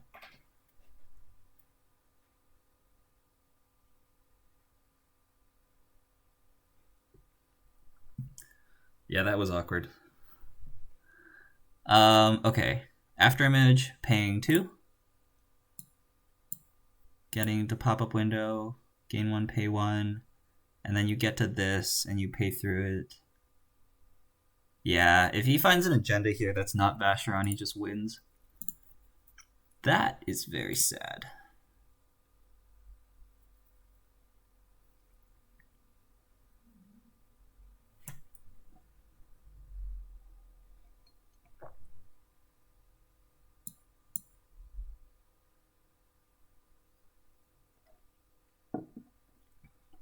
Let's see if he got it. It's a decent chance. There's 6 agendas in there.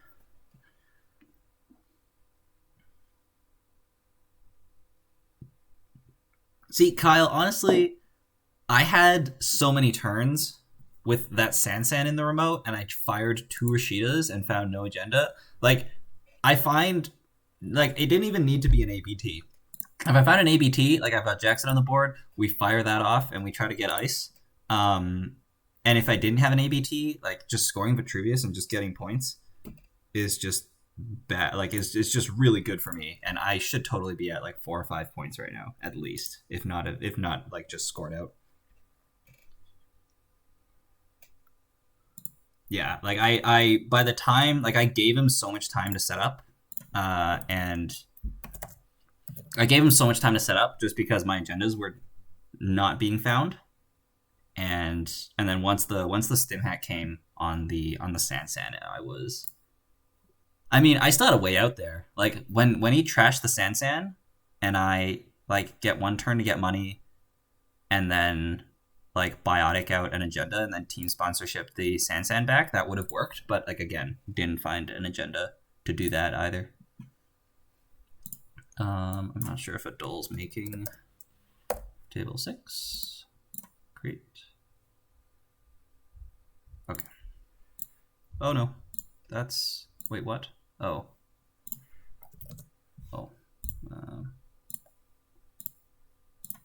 We need to make this in casual.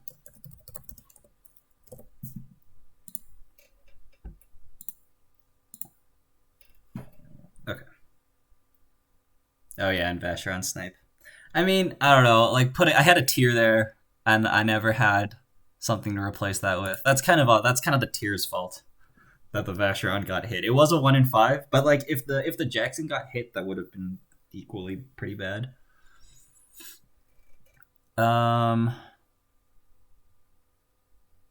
GameNet, account Siphon. So this is like hope they don't respect Siphon, and if they do, we just liberated daily cast turn 1 and call it a day.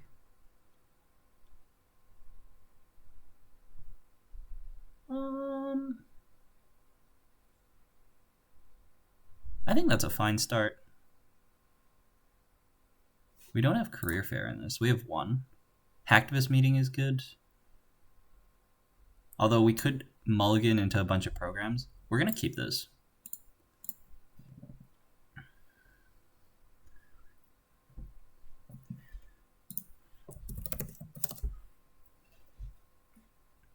Card new remote, ice remote, ice R&D, or take a credit. Let me Siphon. Yes! Oh no! Right? What's happening? Are they rezzing an Eve campaign? That's not a Sansan. We just win now, right? Right? Right? Heck yeah. Okay, so now we run the remote, trash Rashida, clear 2 tags. What a good keep. Oh, what a good keep. Oh, yes.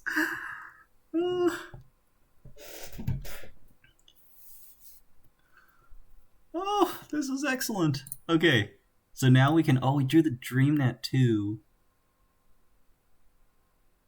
They did mulligan, although they didn't ice HQ, which means they mulliganed into a hand with 2 ice Rashida and no agendas, because otherwise they would have iced HQ. So there's no reason to poke here. We'll just get the Hashiko flip back. So we go install, hit this twice. And then next turn, we can DreamNet. Yeah. Install, let's hit this twice.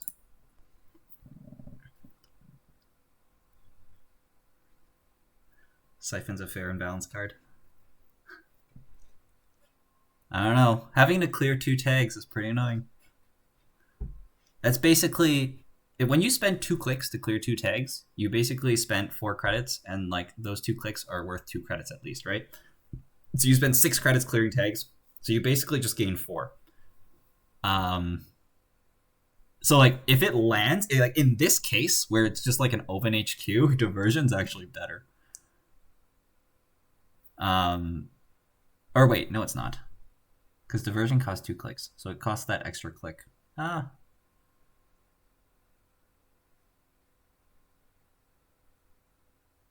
It's close. But Siphon can be played when there is ice, which is why it's really good. Although, it's such a high value card when I only have 2 especially. What are we doing? Draw a card, card in the remote, take a credit. I go and run that every day of the week, right?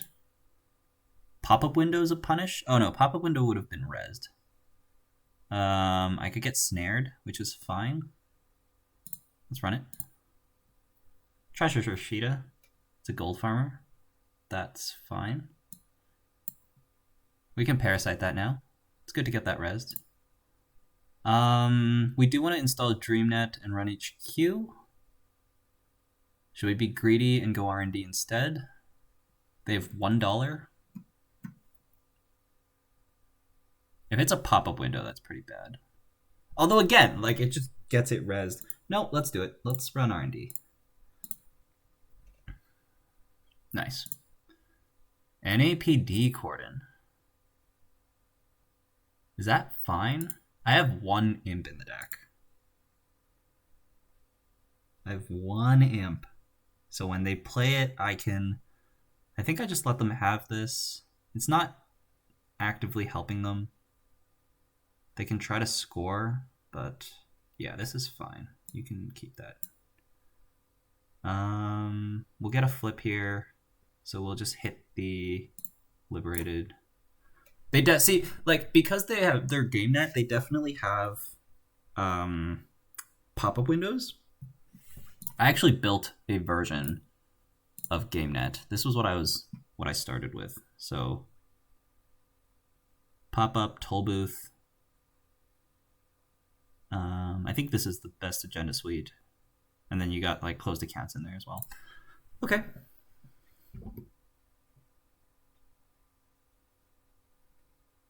We're looking for a data sucker. Second Ice R&D. Really? That's surprising. Okay, can we draw a data sucker, please? Oh, that's good. That's not an agenda, right? So if that's an agenda, they would have iced it, because you wouldn't just score it behind a gold farmer instead of putting second Ice R&D. So, oh, and there's 2 cards in the bin. So we can like play Hacktivist and then run Archives, and if it's Jackson, then he'll mill a card, because he discarded 2, so that's probably like install Jackson. Yeah, so let's play Hacktivist and then run Archives.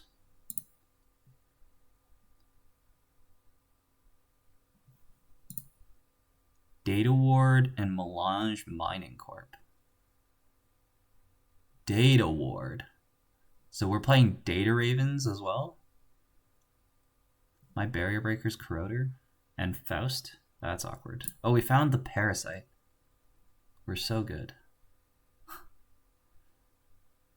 Okay, let's just throw that on here, I guess. Because Parasite ticks at start of turn. My Fractor is Parasite. I'm going to Parasite a Data Ward. See, if I'm going to Parasite Data Ward, I need to draw Data Sucker right now. Oh, it was Melange. That's Corroder. Okay. Okay, so we run. So here's the plan. We run the Melange. We trash the Melange. DreamNet draws us Data Sucker. We install Data Sucker and run HQ twice. Yeah. What did I say? Oh, we're so good. We'll trash Rashida. We'll run HQ again. Get another agenda. NAPD Cordon. Can we trash this now? You Parasite the Raven? That's true. Cordon. Do I trash the Cordon now? HQ's open. If they don't have ice, then we can get value out of HQ accesses.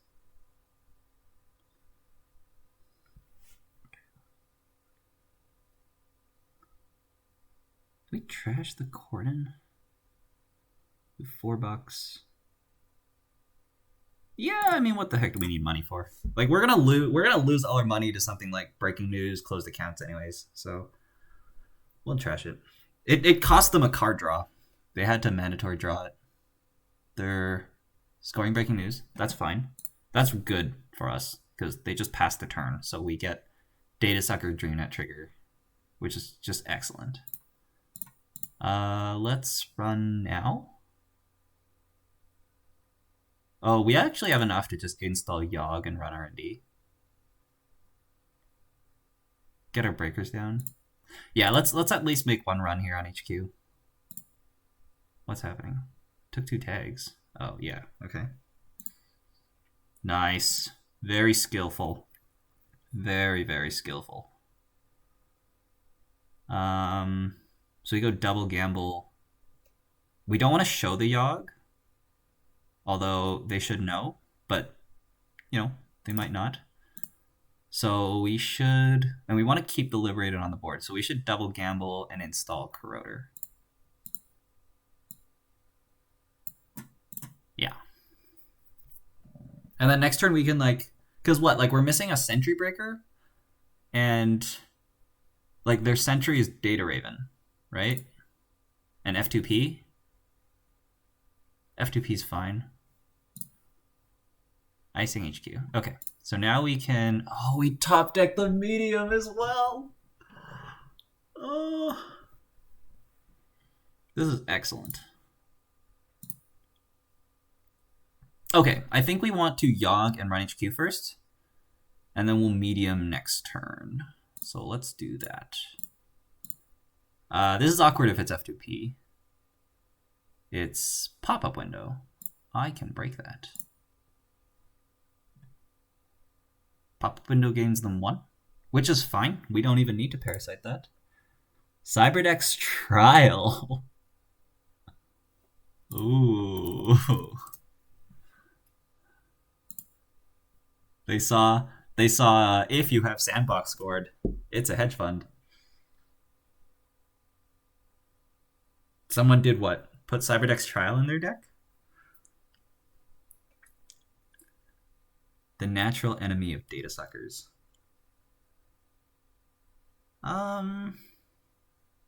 Okay. Do I slam medium and run now? No, right? We just chill for a turn. We can install another Liberated and hit it.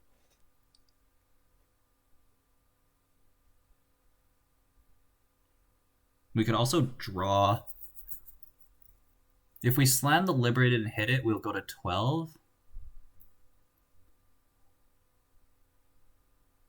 Being at 12 is good. Like, you kind of want to have, like, just multiple Liberateds, because if they do the breaking news closed accounts and you have, like, 2 Liberateds, each with 1 hit left, that's a great way to recover. And, like, we don't really need our money, because if we go to 12 and we install medium, we go to 9.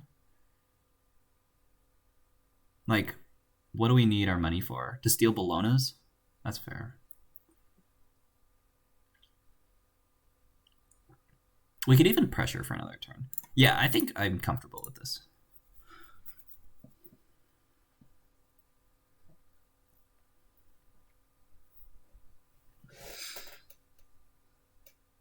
I think, like, if he does nothing this turn, which it looks like that's the case, then I should medium run R&D. Oh, we drew Parasite too.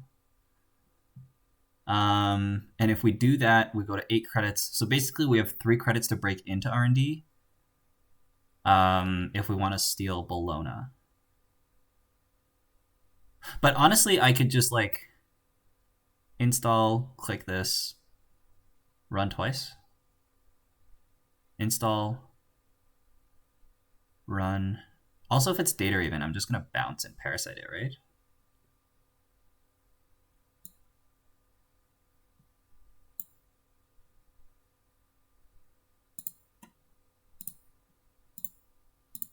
Let's just run. Let's hope it's Data Raven. It is Data Raven. That's excellent. Because our on encounter works first. Oh no, but we have to take the tag in order to use Data Suckers.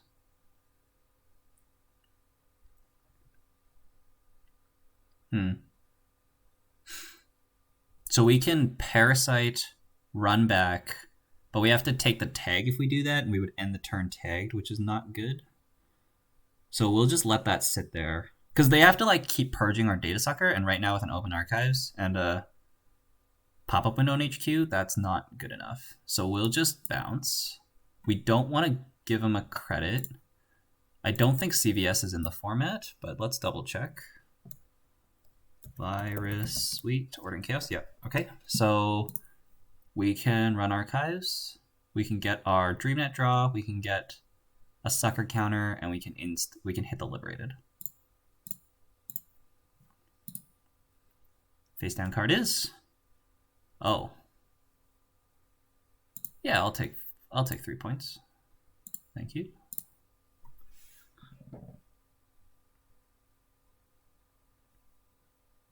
Yeah, MU for Parasite. But like we can probably yeah, that's true.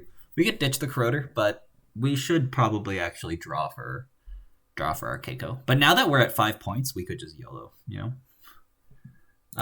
We should check these. Faust is pretty good. We can also Siphon. Siphon's pretty good.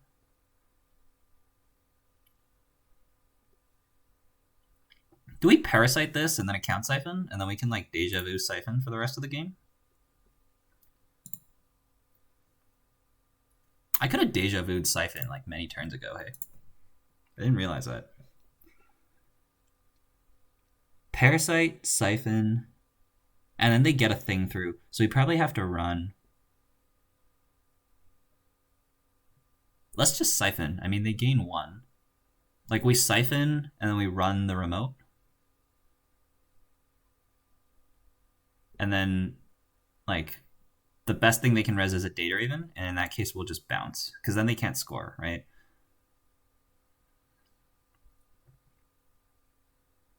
Yeah.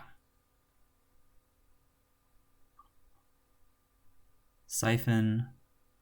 Clear 2 tags, run the remote. Oh, actually, we don't even need to clear the tags. Oh no, we do. For Data Ward. I mean, if they res Data Ward, it's fine. We could also just contest the remotes, which I think is a bad idea. So yeah, let's Siphon.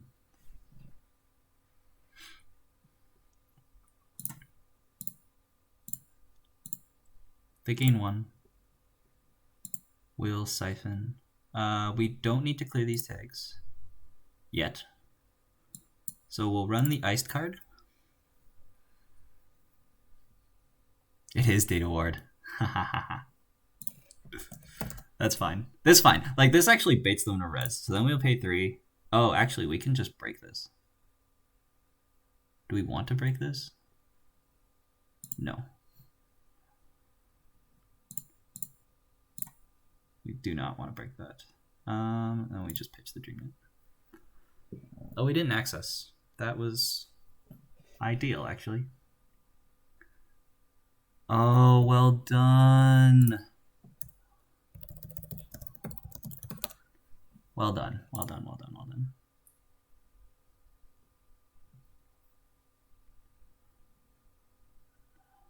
Very well done. Dang it. Okay, I mean, I guess I pay 3 and we just go and trash that. We can sit for another turn. Actually, we should probably just Parasite this turn. So we go install Parasite, run R&D, clear tag, click 3, run the Melange, click 4.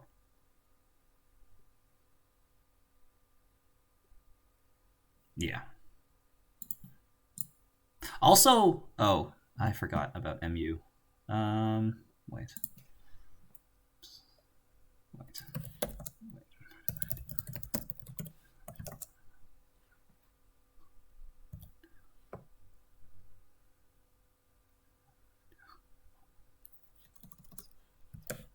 Okay, what can I do?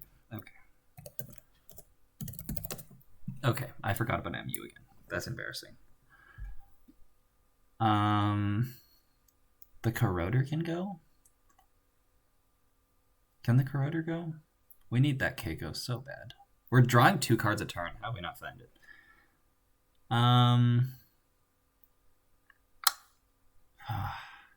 Like, the thing is, we can just, like, we don't even need the Corroder, right? We can just Parasite We can just Parasite, Deja Vu, Parasite, everything. And they can't like keep hitting Melange. Although that's the risk that we're taking, is that if the agendas are somehow hidden somewhere, then they can. So I could just trash the Melange and play it safe.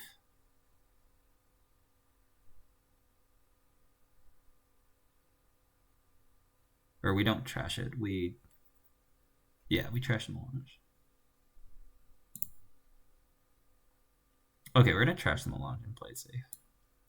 Because they also have, funny enough, the Cyberdex trial. So they can just purge. There's a Diesel. There's 3 of those, so that's a good draw. So now we can find our Keiko. I am happy to just play this because we have cards we can bin. We could check this. Would he have installed a Naked Agenda? Maybe. I think it's fine if he did. Let's Diesel. Paladin's decent. DDoS is not great. Okay, so let's install Paladin. Let's hit that once. Let's pitch our breakers now. So now we're committing to our breakers that are installed.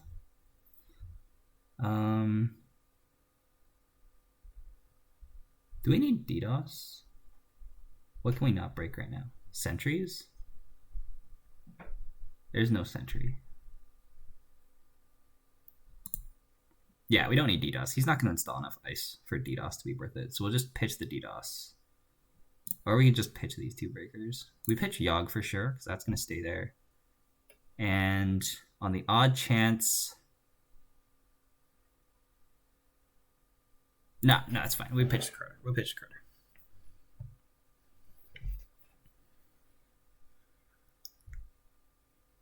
Still no Keiko. 2 Keikos, 2 Diesels in the deck. And I think like I'm not in a rush to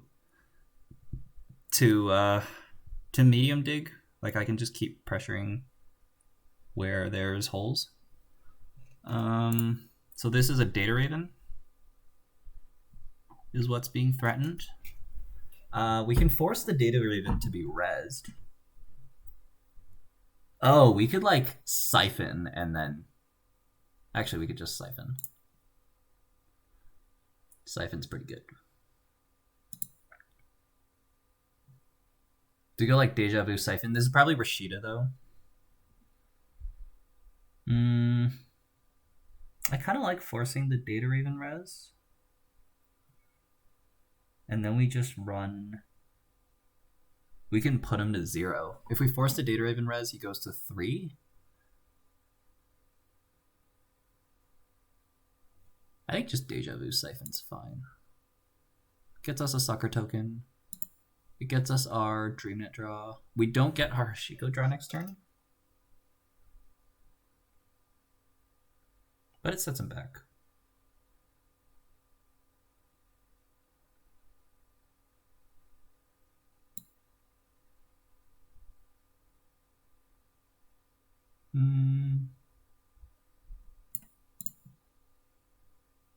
Yeah.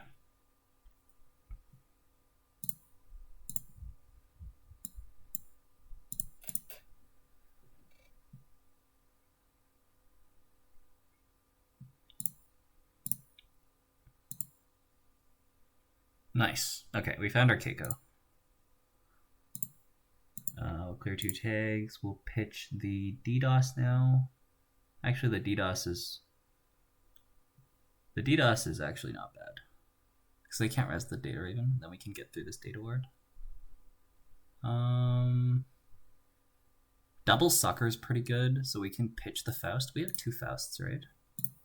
Yeah, we do. So, and we're also not going to use Faust. So, yeah, let's just get rid of that.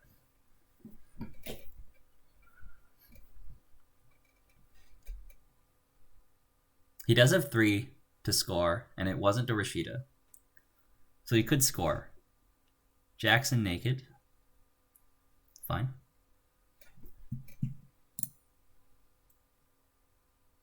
There's also no more Melanges. We're popping it?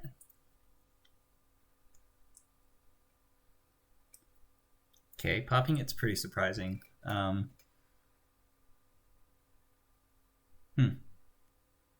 I don't know what's going on now. We did nothing. Why did we do nothing? What is happening? Why did we do nothing? We needed more money.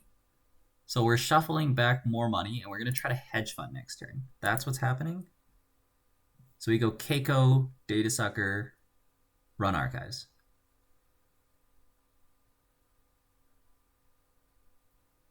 And then next turn we go Parasite. Like we go Keiko, Data Sucker, Run Archives twice this turn. Yeah. No, we will not spend the Paladin credits. We'll spend it now. Oh, I guess that's... Is that the same? Might be. We pitched an Enigma last turn, which makes sense, and we're just gonna run again. Because we don't need this daily cast.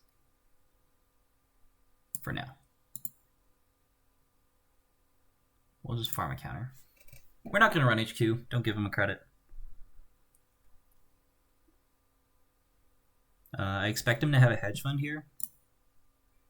Like he probably Jacksoned into a hedge fund last turn, so then he plays the hedge fund now. So now we can Parasite run. Oh, this is a score. It's a Bologna? Oh, it's a Bologna. I can steal that. Can I not? 5, 6, 7, 8, 9, 10, 11, 12, 13. I have to pay 13 credits to steal a Bologna.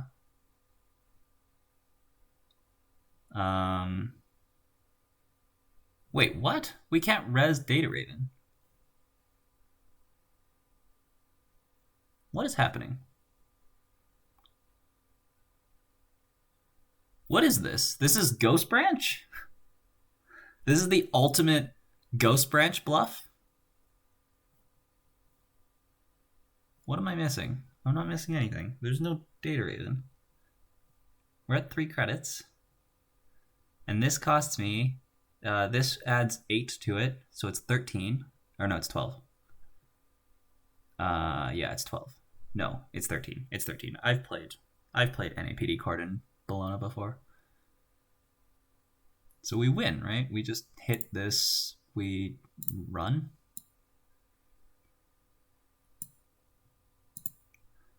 And if it's Ghost Branch, we can just clear 2 tags.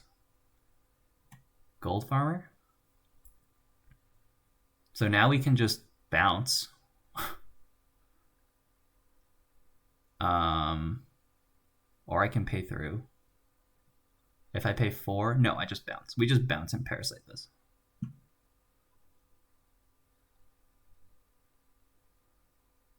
Right? Right? What am I missing? Oh, it could be like breaking news. No, but then he needs to like breaking news closed accounts me. Okay, well, okay, what is this math? 3 plus... I'd lose a credit, right? So I'm a credit short right now. Yeah, okay, no, okay, yeah. We're credit short anyways. It's fine. We'll just bounce. I'm very happy bouncing. I do want a successful run. So let's run Archives. Just to get sucker counters and a draw and a credit. And we can install Cast. We have 2 more Deja Vus in the deck. We can just install the Cast. That's pretty good. And then we can Parasite the Gold Farmer next turn.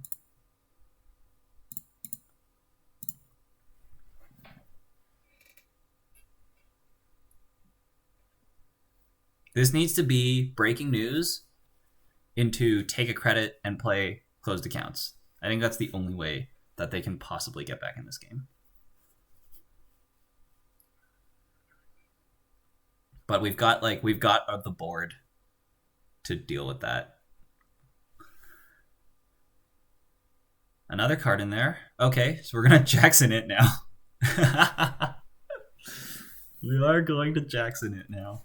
That's fine. This is fine.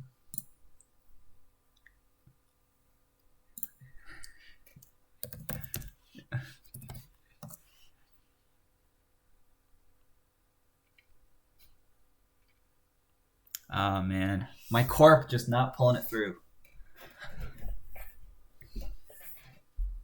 No market forces. That is correct. Yeah, no market forces, I believe. Let's check that. Market forces, compile Senate. Yeah, that is not one of the packs.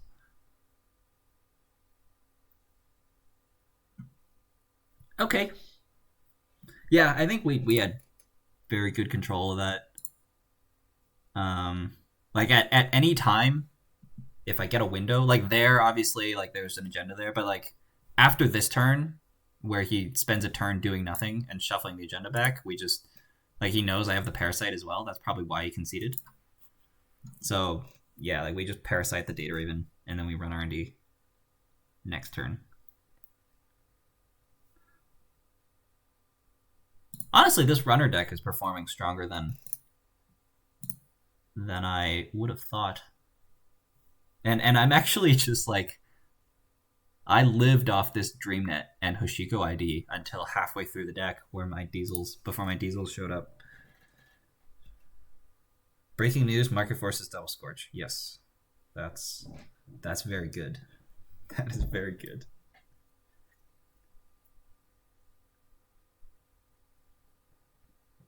Yeah, DreamNet did a lot. Let me draw 2 cards a turn.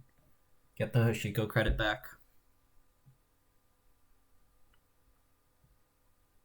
Man, I really hope like my corp is just like I'm just getting bad luck on the first 2 games, which I think is what's happening. But I'm wondering if I play it differently somehow. I think there's something to be said about getting used to ice placement based off of what faction you're playing against. Because I think uh like that game with After Image, but also just with stuff like Turing in my deck and Itchy, those are all very placement dependent ice.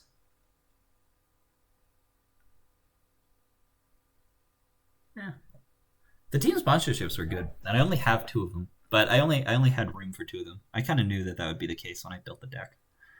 Is that the team sponsorships will be great, and sometimes in other games, the runner will just be able to trash them, or you're just not in a position to score.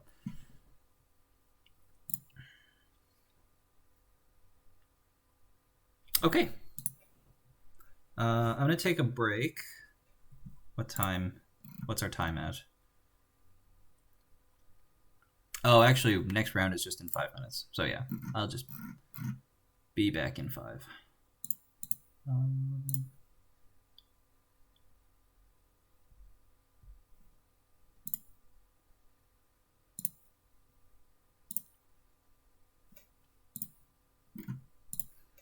But another split for me, so I'm probably not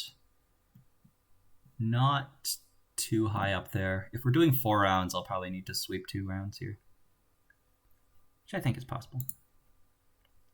Okay, I'll be back.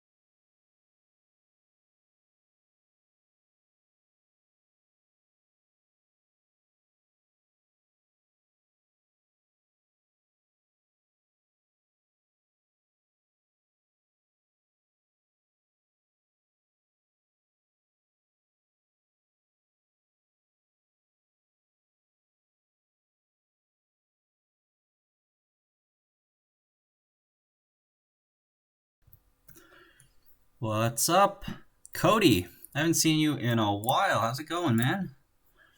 I yeah, so there's a randomly generated format, as you can see there. You get two random big boxes, which we happen to get the core set, the OG core set, and also the revised core set. Which is interesting. Like I think the card pool could have been a lot bigger. Yeah, like I don't know. I think it's good and it's bad. In terms of the card pool size, it could have been a lot bigger if it was one of the core sets and then the other big box was like an actual other big box. There would have been a lot more unique cards. But yeah, we got 12 packs. We got Uprising, which is like half, which is like, I don't know, 3 packs worth of cards. More, I think. So that's a lot of cards there. And then I think like we hit a lot of power cards, which I think is common, but like not to the extent that this one was. But also just like OG big box with a lot of power cards. So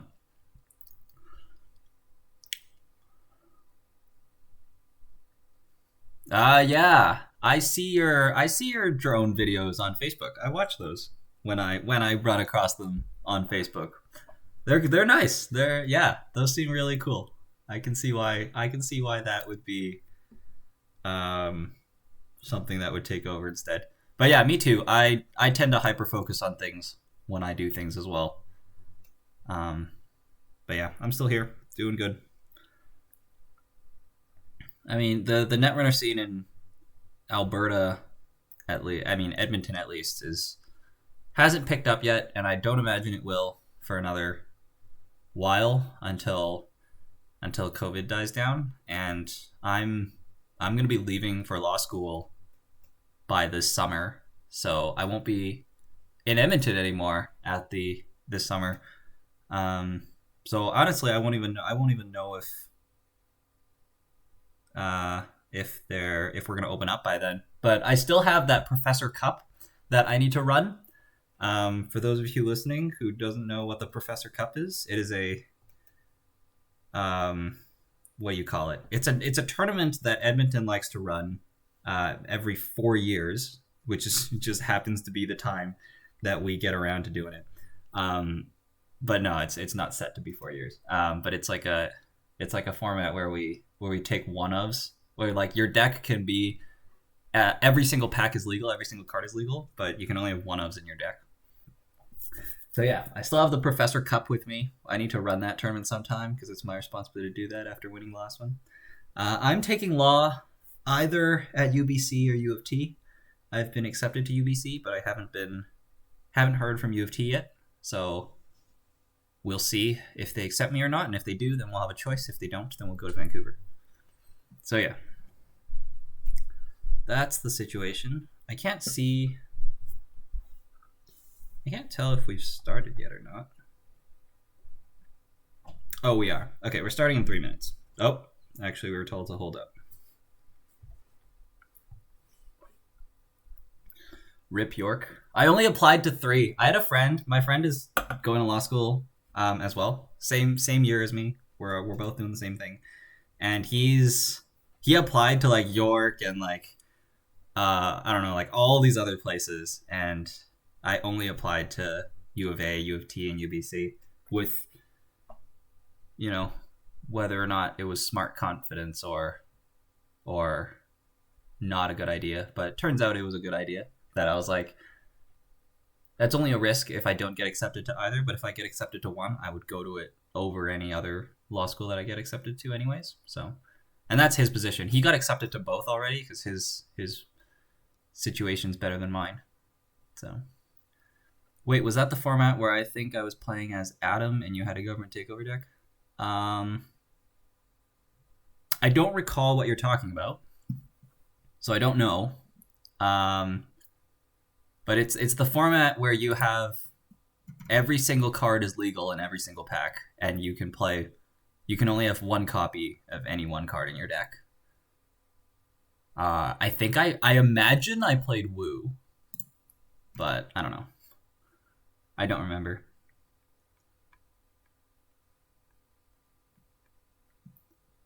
Oh, looks like we're dropping. People are dropping, so we're going to repair. Let's look at the standings, if they will update, which they are. Analyze Chris at 12, Doomrat at 12, Deer at 12, The King at 12. Bunch of people at 12. I'm at 9. Okay, so that's good for me. So it looks like last round, nobody at the top table swept. Yeah. So the people that were at 9 last round all split. So they're at 12, and I am at 9. So I can sweep up to make my way to 15 this round. So if I get 2 sweeps, I should be able to have a chance. It is a top 3 cut, and that's not a lot. So that'll be tough. Odol's at 9 with me. Oh, right, because we just split, and then NB Kelly swept, and he's at 12, which makes sense. Yeah, I expect my strength of schedule to be pretty good. I expect NB Kelly to do well, because I think NB Kelly's decks were really good, and they're just a good player.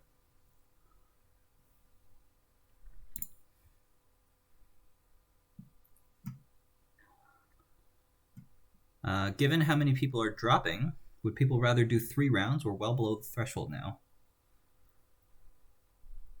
We're doing 3 rounds. Okay, so for the purposes of my cut potential, I should not agree to do 3 rounds. For the purposes of stream content, I should also not agree to do 3 rounds. But it looks like people are agreeing to do 3 rounds, which is fine. We're well below the threshold for 3 rounds? Really? What's the threshold for 3 rounds? That seems like not a lot. Like, I would guess 3 rounds is like 8 players.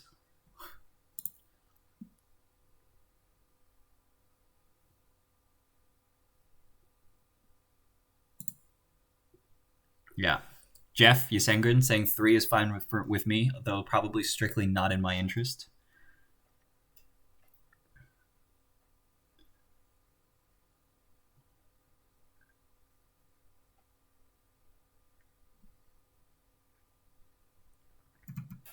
Yeah, looks like people are agreeing to be 3 rounds. This will be the last round before the cut. Okay. And we're probably not going to change cut size. That seems not a lot, honestly. Like, I'd imagine 3 rounds is like 8 players. And then once you get more than 8 or something like that, you'd go to 4 rounds. But I don't know. I'm not too knowledgeable on that.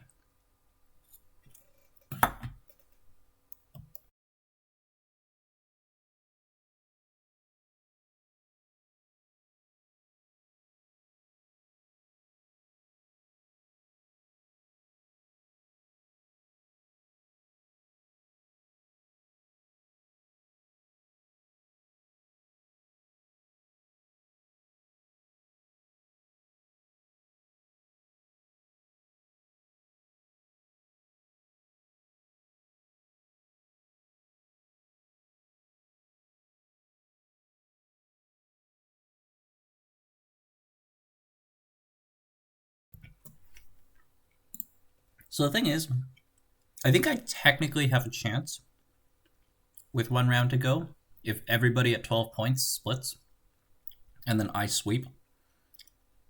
And then Odol sweeps.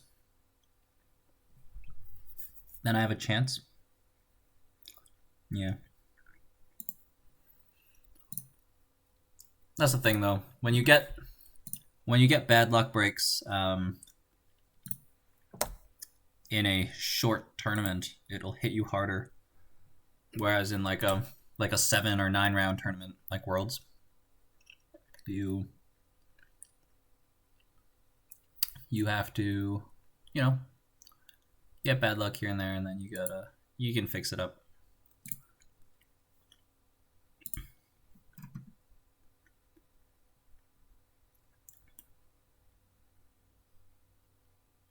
Okay, looks like we're doing 3 rounds. So we're just waiting for pairings.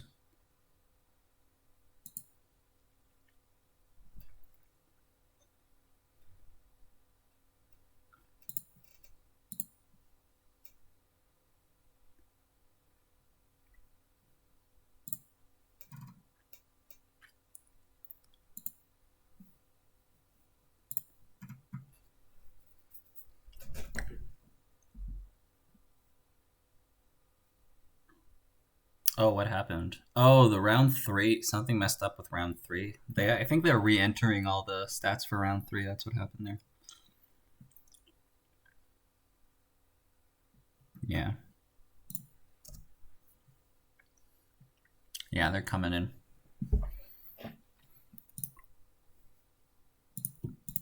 Again,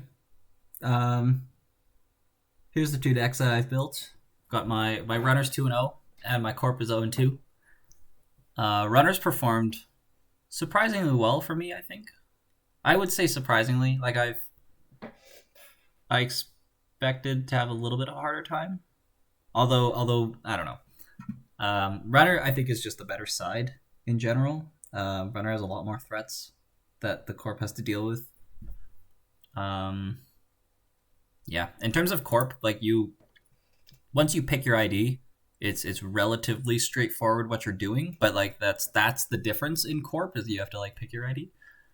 It would have been interesting to see. Like I think just with Hacktivist Meeting you can't, but I think there's a decent RP asset spam deck because you can play Crick and Engram Flush and like have very few ice because all the ice in this format's pretty bad. So if you just have very few ice and just select the best ones, like you could even port Gold Farmer if you wanted, although Gold Farmer gets parasited. So you just go Crick Engram Flush, ice up your centrals. You got DBS. Yeah, like DBS is just like a great start for asset spam, and then there's other stuff too, like team sponsorship. You could go one Poa Reclamation. So I think that was if I had more time, I would have maybe looked into that. But again, Hacktivist Meeting makes that very, very hard to do. So yeah, landed on this, which I think is a good deck. I just haven't drawn the right cards to find the wins. The first one, yeah, the first game was just awful. And then the second one I like had a clear chance where I had like many scoring windows and then wasn't able to find an agenda to score in any of them. Whereas the first one I just like lost from turn one.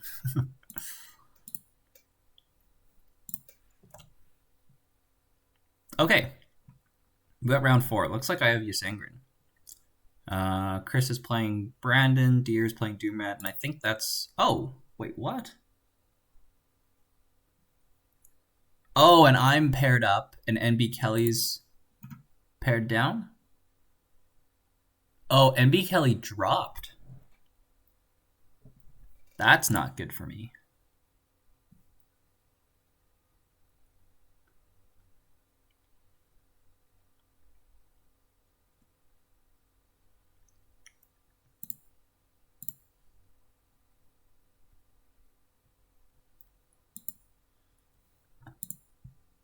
Just checking that my result was entered correctly. Yeah, and B. Kelly dropped. I think that's not good for me. Although, like, my strength of schedule, it's not... I don't lose strength of schedule. It just kind of stays the same. And is Adol still in here? Adol's playing Minstrel. So I need Adol to sweep. And then I need to sweep. And then these two tables need to split. And if these two tables can split, then I can catch them on points.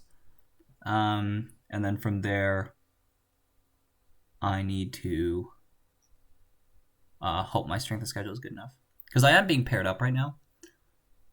So it'll be tight. It'll be tight if that does happen. And I really need Odol to sweep. But I think we're good to go. Yeah, hey, 4 rounds would have been a lot better for me in terms of standings. But that's fine. That's fine. Let's see. What table am I on? I'm on table 3, and it looks like Ysengrin is making that table. Let's go. I was talking with Ysengrin yesterday? I think it was yesterday. I was trying to get in contact with somebody to help me figure out how to stream, and it was a lot of help. So this will be nice to meet up with them here.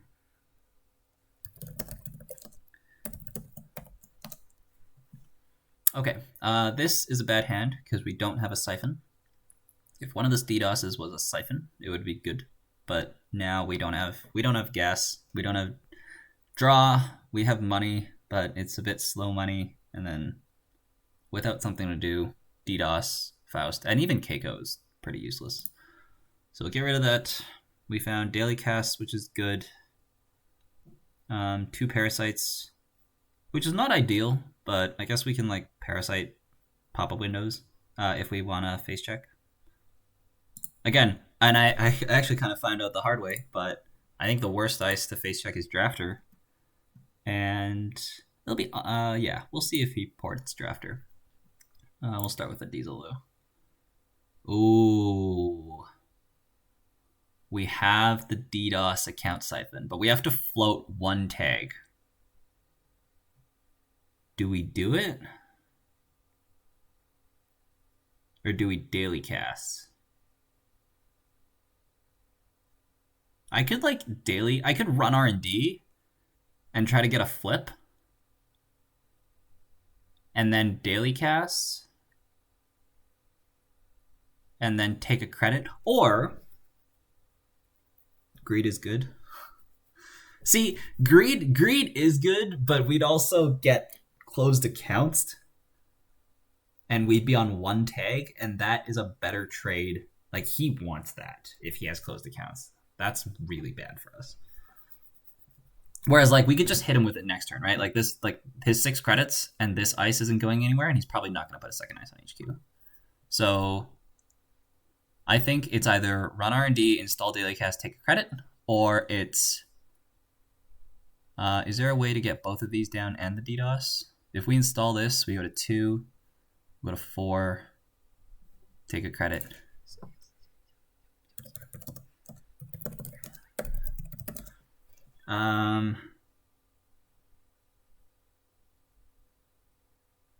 Okay, we're gonna poke R&D. Although if he spends his money and then like makes a server and he's not at $5, that'll be awkward. But I'm greedy, so we're gonna try to get the Hoshiko flip.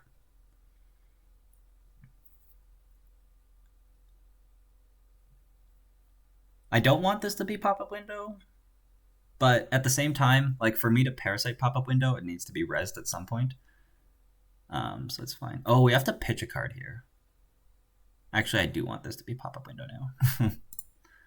now. Jackson Howard. I guess I could trash Jackson Howard. No reason to, though. I think I'll just keep my money. Give him card control. He did keep. So we'll leave it where it is. I think we install this, and then I need to pitch a card, which is kind of awkward. We just pitch the Mimic. Yeah, because like... Oh, because it's Drafter, F2P. Yeah, we just pitch the Mimic. Parasite's our breaker, right?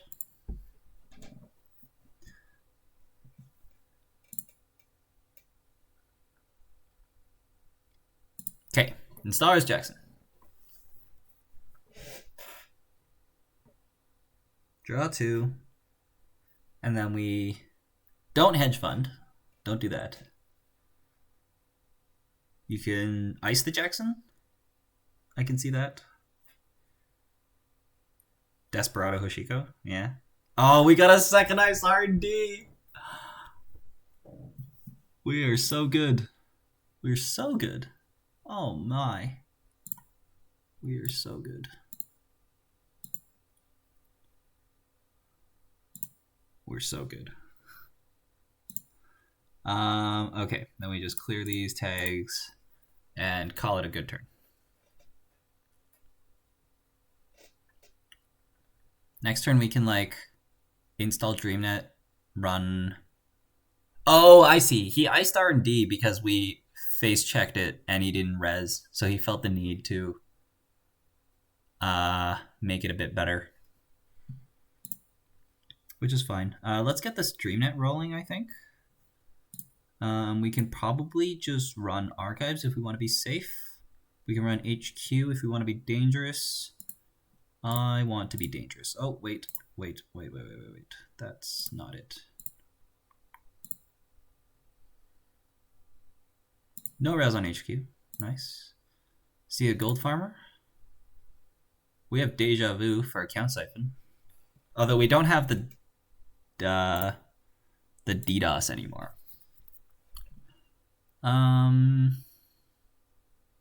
We can try to force the Jackson pop.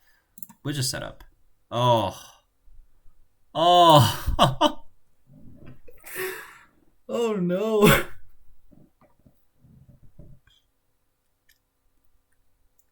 Okay, so I have to telegraph this though. That's the problem.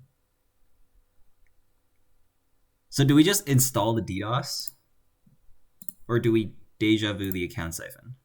We probably install the DDoS. Yeah. How did we ever play with Core Set? Yeah, this is all Core Set. Well, I guess DDoS isn't, but I mean that's what the Worlds deck was, like the DLR Anarchs was just DDoS account siphon, wasn't it? Okay, so we're at $4. We have a hacktivist meeting, which is pretty sick. That's probably a gold farmer that's protecting that Rashida.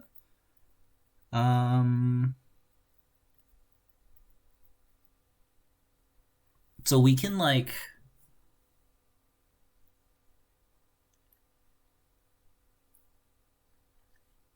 I mean, okay, so we run the gold farmer, he reses, and then we get free runs on R&D.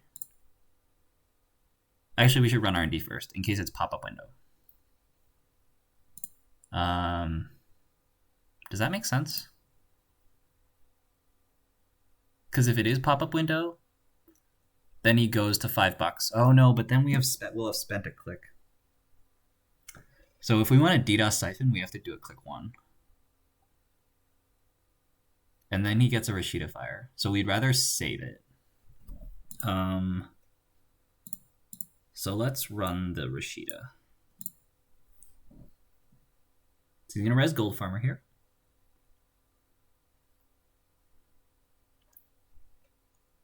We'll let it fire. And then we run R&D. Because I don't think it's an HQ. We want to get a run, so we get our 2 card draws. And then we can play our hacktivist meeting. And then we could even like put a parasite on the gold farmer. But I do want this run, so let's do that. It is pop-up window. If I pay 1, they gain 1. Which is kind of unfortunate. We could parasite it and then run again. That's rude. I think we're doing that.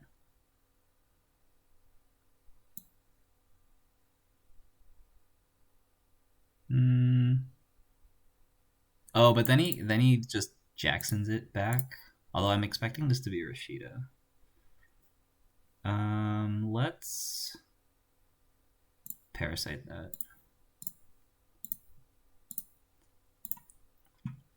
This might be a bad play with Jackson on the board. Hedge fund on top is not what I want to see. If this is Rashida, then they go to 5 and they can play Jackson. They can play the hedge, but it's not Rashida.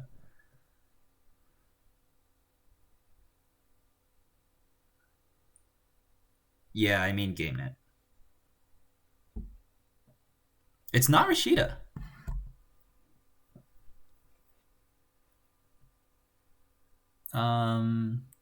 Okay, so like Jackson draw, install, take a credit. They pitch a card here. I don't think this is an agenda, so I think this is a great time to hacktivist meeting. I could force the Jackson first.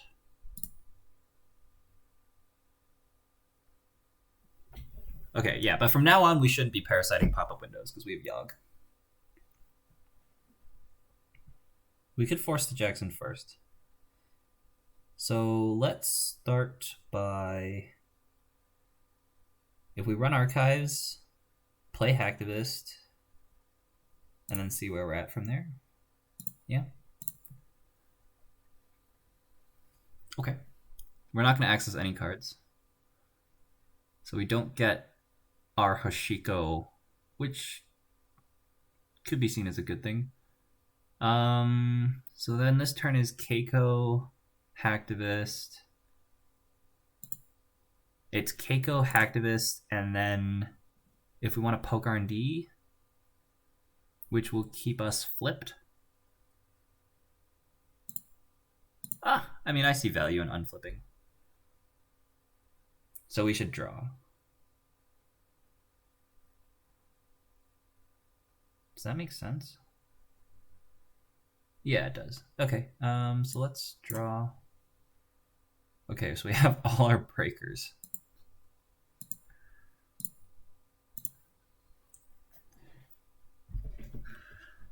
We have all our breakers, and we're looking for a liberated. But we can also siphon this turn if he doesn't put a second ice on HQ, which he will. Put another card in the remote. Oh, we should have parasited this last turn. That's bad play. That's bad play by me. This is probably an agenda now.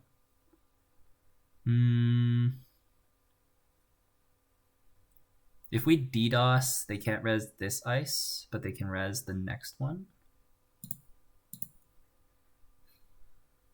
We could just run R&D. Get our triggers. Yeah. Again, like aside from Drafter, there's nothing I'm scared of. And if he has Drafter, he has Drafter. Another Gold Farmer. That's fine. So we can Parasite that if we want to just keep up the central pressure, and then we can Deja Vu for 2 Parasites. I'm kind of okay with that. We could also run HQ to kind of force some more reses. He did just Rashida. Again, not scared of anything. Let's do it. No res. No res. Oh, okay, no, we are resing. It's a Data Raven. Data Raven's excellent. Okay, so then now we will just run archives.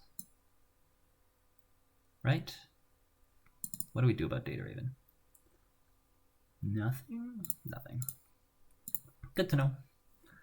F2P being thrown out. That's good for us. That's an awkward ice for us to deal with. And we found a gamble. We are going to get a flip, though, so we don't necessarily need to play it. So I think I'm going to Parasite this Gold Farmer. Or I could Parasite the Gold Farmer on the remote. I kind of like the remote pressure, just because we have Hacktivist, so we're going to do that. That's something I should have done last turn.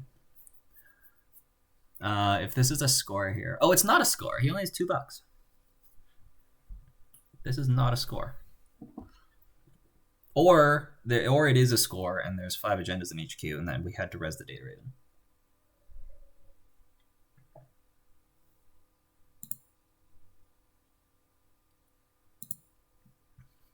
It's Melange!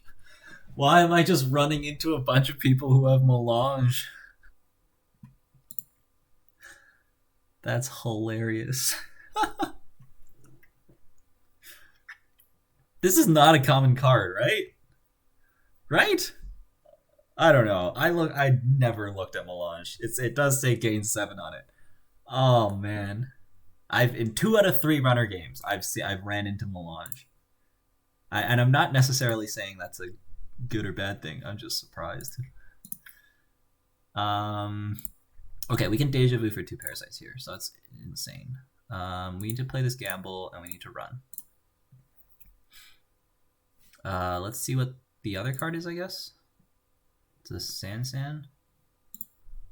We can wait for him to res the Sansan. We have to be careful, because of breaking news, closed accounts.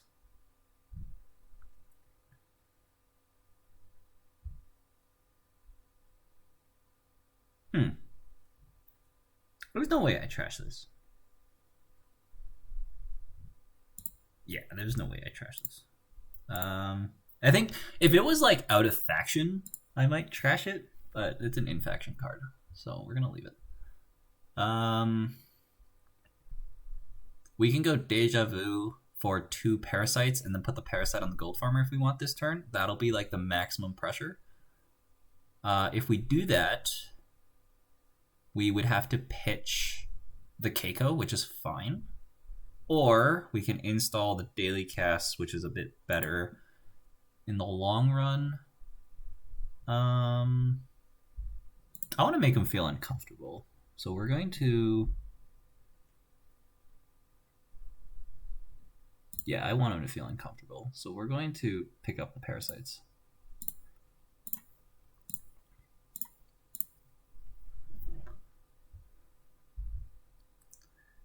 Because he's probably going to have to ice R&D here, and if he does, he's not icing the remote. Looks like he's clearing... Okay, so we're going to go get an open R&D, and we're going to draw Hacktivist Meeting anyways. We would like a Data Sucker, though. We would like a Data Sucker. I think we just run R&D, install this, yeah, like play Hacktivist Meeting, install Daily Cast, take a credit. Actually, take a credit is inefficient, because... we would lose that credit with Hashiko. This scares me so much, that take 2 tags thing. Oh, we found our imp! That's kind of insane. Sea Source is not a card we want to see. But it's fine for now. See, do we slam the imp and just run the Sansan? I don't think so. Like you can spend $6 and res the Sansan. Like we're just gonna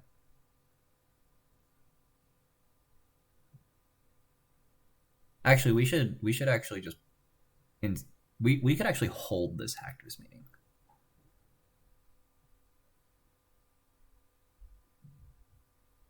Or we just take a credit. I don't know. We could take a credit. Because now we have $5. So we can either like cast Corroder just so we can spend our money.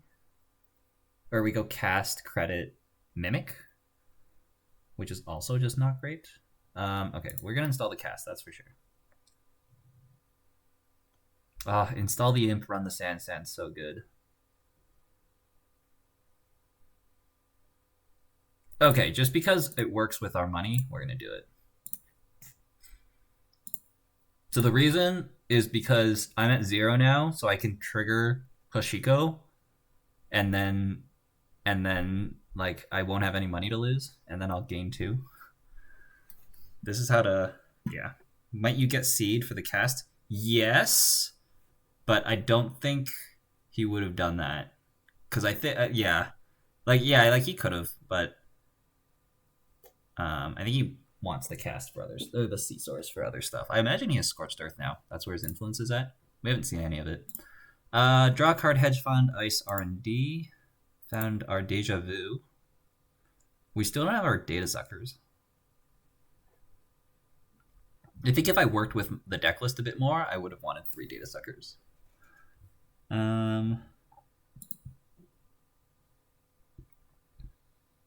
Interesting. So we're really just looking for a Liberated here.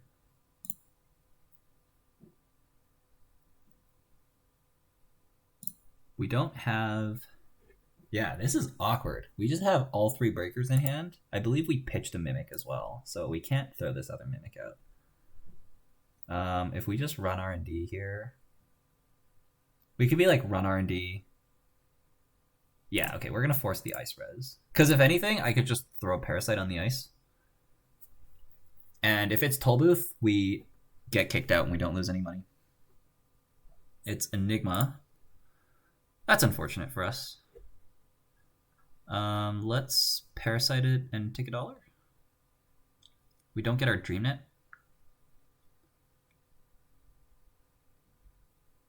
So we should actually run archives and then install Parasite, install Mimic, just because we're greedy. Probably Parasite. But then there's no reason to run. We'll get a card. Yeah, I actually... Oh, do I want the card draw here? That's so awkward. That is unbelievably awkward. Oh, wait, we can Yogg that. I should not be parasiting it. So let's take $1 and...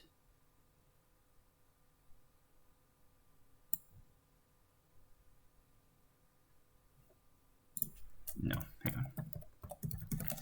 We're gonna run archives. I'm a very decisive person. Okay, that's a good draw. So now we're going to hit the Hacktivist meeting, and we're going to pitch the Corroder. Because there's just gold farmers, right? Like, we're going to parasite gold farmers anyway, so the only thing we would need to break with the Corroder is Wall of Static. And that'll be unfortunate if that shows up. We didn't even have room for the Citadel. How are we getting third sucker? Honestly, I didn't even think about that. About Citadel. Oh, we're getting C-sourced? Why are we getting C-sourced? Okay. Are you trashing my casts? That's fine. That's fine. I'm more than happy. What happened? You spent 3, 4, 5. You spent 5 credits and 2 clicks to give me a tag. And yeah, no, I'm very happy with that. Okay.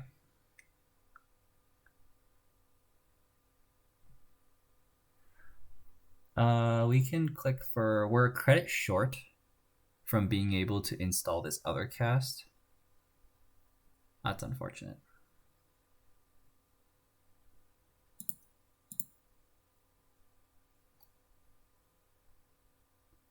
We just clear tag. And then... Do we have to pitch a Yogg? No, we can't do that. We pitch a Parasite? Can't do that. I guess we can. We can pitch a Parasite and just Deja Vu it back later.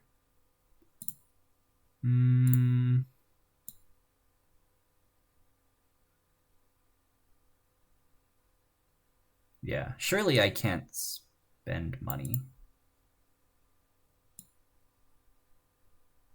Yeah, this is fine. We'll just pitch the Parasite.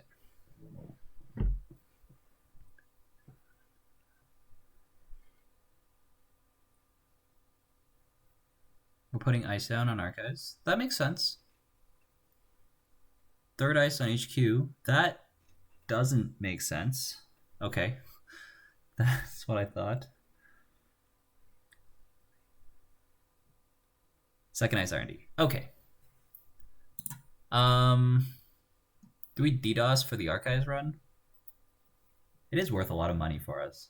We get a card, we get $2.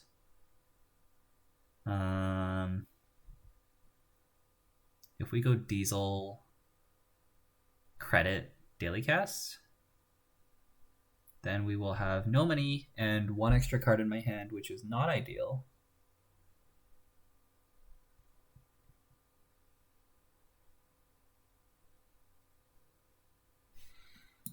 You can't res F2P. There's no Turnpike. So I can just run last click. And if it's Drafter, that'll be really bad.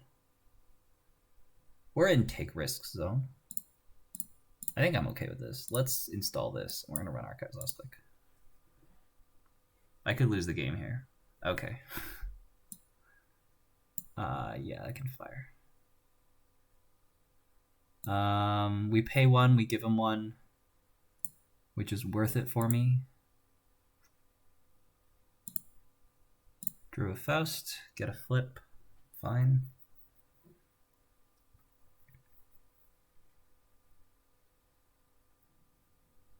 We really need a liberated.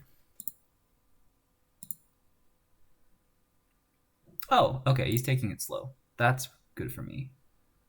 Let's diesel. Nice. Pitch the Faust. I think Hacktivist is good. Man, I'm just gonna throw the Fausts away. Is that bad?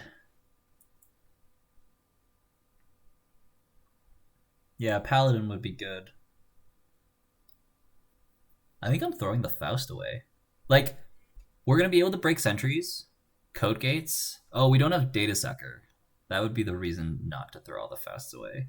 Because if I don't throw Faust away, though, I'd have to throw Hacktivist away. And I think... Actually, no, he doesn't have money, so he might not be able to score. Hacktivist is so good.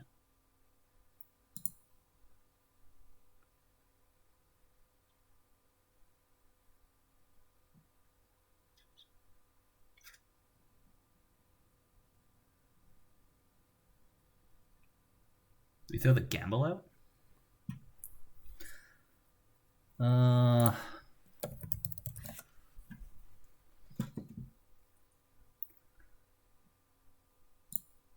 The Deja Vu. We need to keep that. Because that's 2 parasites.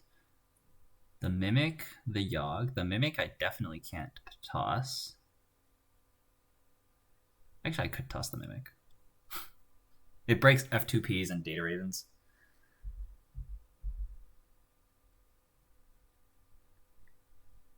Like, we'll just pay through F2P. And we'll just bounce off Data Ravens. And if we really need a Mimic, we're going to have to use the 3rd Deja Vu on it. I've actually just talked myself into that. Okay. That's crazy.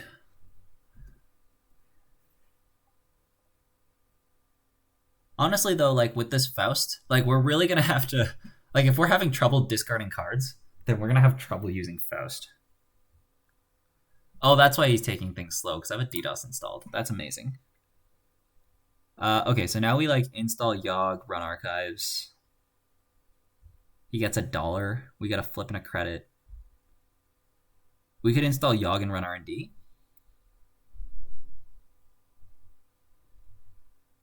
That's not bad. We can get Toll Boothed. Oh, no, we can't. He has $7. Install Yogg, gamble, run R&D. Nothing, we can just spend clicks on. Okay, so let's gamble, install Yogg, run R&D. We're going to keep the pressure up. It's so nice knowing that there's no bad ice to face check. Like, all the ice for the corpse side is just, like, it either ends the run or it's fine. So, like, yeah, like, you can pay $3 and I'll just bounce. And then we can parasite that next turn. I do want to get in somewhere, though. Is there a gold farmer? Oh, there's 2 gold farmers in the bin. So I can, like, run the remote here, right? Oh, no, I don't get an access by running the remote. Okay, so we'll run archives. We'll give him $1 for me to get $2 on a card. That's worth it. We just gotta keep his money down. Once I parasite this gold farmer, then R&D is gonna be wide open. Breaking news. This is good. Like, the more breaking news he just scores is good for me. But with Siphon Medium, we start up now? What do you mean? Not sure what that means. Okay, we can Deja Vu for Parasite. It might even be worth parasiting this pop-up window. I do want to play the Hacktivist, though. So this turn is going to be Deja Vu for Parasite. Click 2, install Parasite. Click 3, play Hacktivist. Click 4.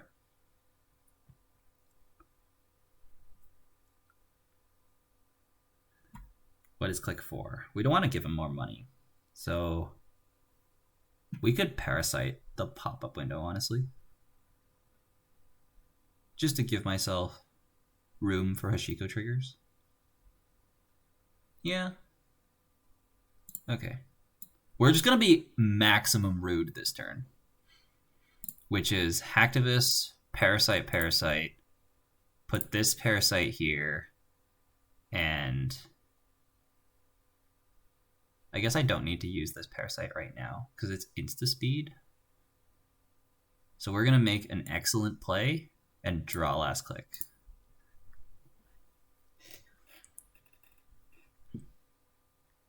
Why haven't we rebirthed Noise yet? If Rebirth was a legal card, I would be playing Andy.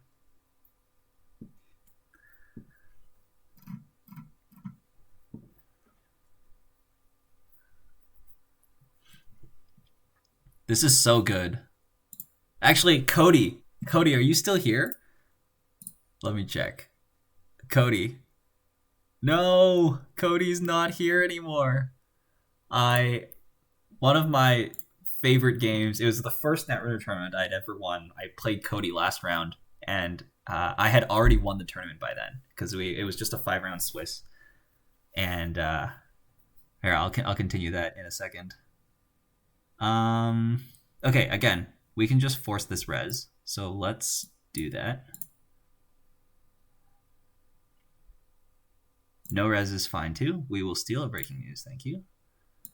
I think I'm not in a rush to run again, so we're just going to hit this and hit this.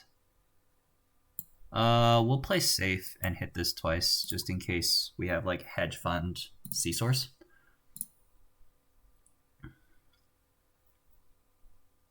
Second ice R&D makes sense. Credit.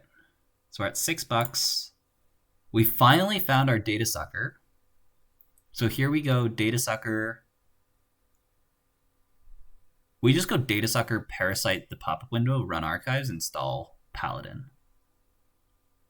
Yeah.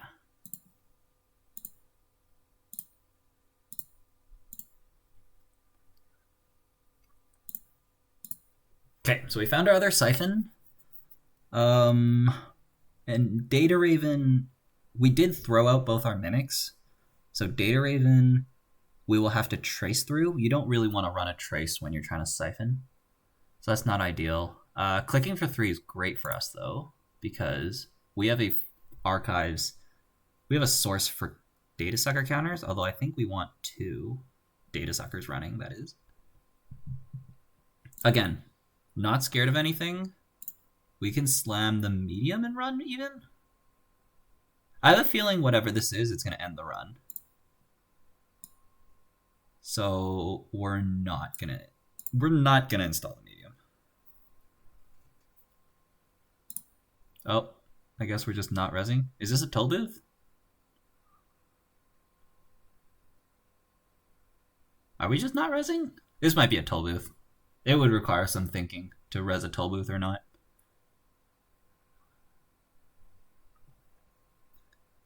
No respect for Grim. That's true. Absolutely no respect for Grim.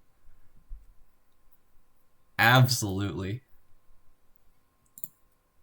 Oh, okay, we're actually just not rezzing. Jackson.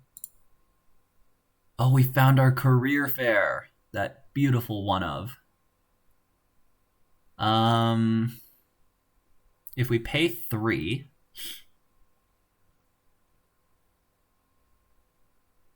Yeah, we'll pay 3.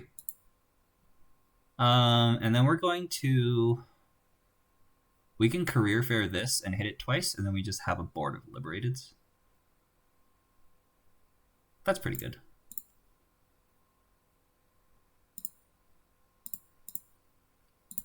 Again, same principle as playing against NBN last time. If you keep multiple Liberateds on the board, then if they end up like doing some kind of trick and you end a turn tagged, and you need to get money back, it's a good way to do that. So I was saying, I was playing in the last round of the tournament, in round 5, I had already won the tournament, so if I had gotten swept, and everybody else swept up, I would have still been ahead on points. And I was playing this like Rhina Rhina, Deja Vu, Parasite, Data Sucker deck, and he was playing like Blue Sun, I think, which is just a bunch of end the runs.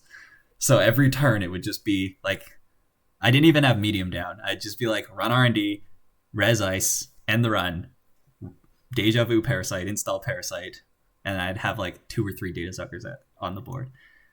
It's pretty crazy. Okay, we're running the remote, aren't we? I guess we are. We are kind of threatened by Astro?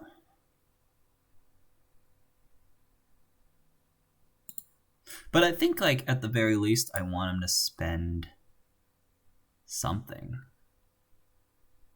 I could just, like, install Faust. Like, we go... No, we totally just ignore that. Yeah, like, there's a 1 of Astro. If he scores the Astro, we're still just medium locking him. So we just go ahead and install medium and run R&D. Yeah, like, if he scores Astro here and these ice still continue to do nothing, then that's fine. Like, I'll just medium dig. Melange, trash it, go again. What is this ice? I have no idea what this ice could be. Hedge fund.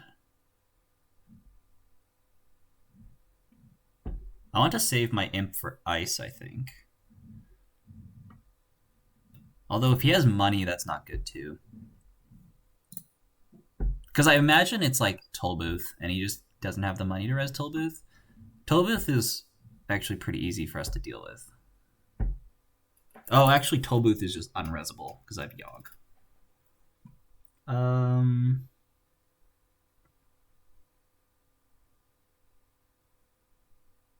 Let's get rid of the hedge fund. Spiderweb. That's fine. We can parasite that. And we're happy to just go again, I think. Right? Right.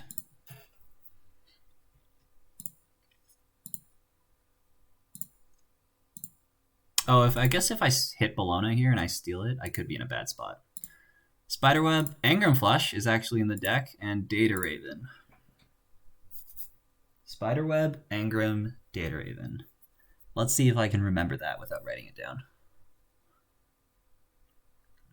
Spiderweb, Engram, Data Raven. So we're trashing the remote ice that was on the very bottom.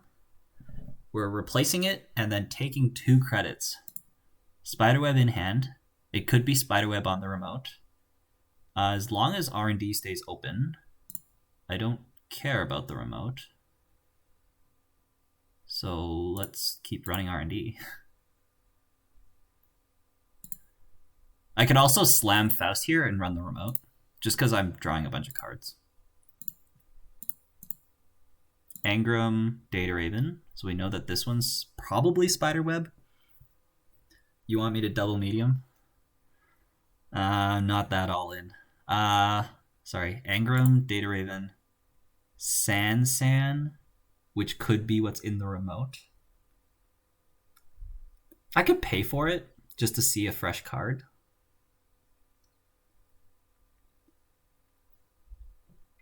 No. And a Scorch. Okay. Okay, so he does have Scorch. So we're looking at I should actually open up another tab here and write this down. It's fine. San and then Scorch. That's the cards that I saw. So we actually could die to double Scorch, so we need to watch out for that. We don't need to push right now. So I think we install Faust. Do you want me to install second medium? Oh, we could just put the Corroder down. Yeah. Because we need the Corroder for Spiderweb. So Corroder, Faust, hit the Liberated. We're just gonna respond. You don't want to dig with medium too far. Because you're only like running for a single access. So we can, once you had like, we were like 4 cards deep, you kind of know what's coming up. you can kind of chill from there. Okay, so a double advanced card, we do need to run that, because again... Oh, wait, we have 3 breaking newses already. Never mind, we're not dying to Scorched Earth. Nobody is dying to Scorched Earth. Okay, in that case, we can run R&D first, because that gains us a card off of DreamNet. We won, right? Like this game should be on lock now. Paladin's a useless card, which is good. Data Raven, Sansan, which we knew. We can probably... We'll trash it next turn. Scorched, which we knew. Pop up, and another Scorch. And then we can run the remote now. We can pay 3 for the Spiderweb if he wants to res, which he does.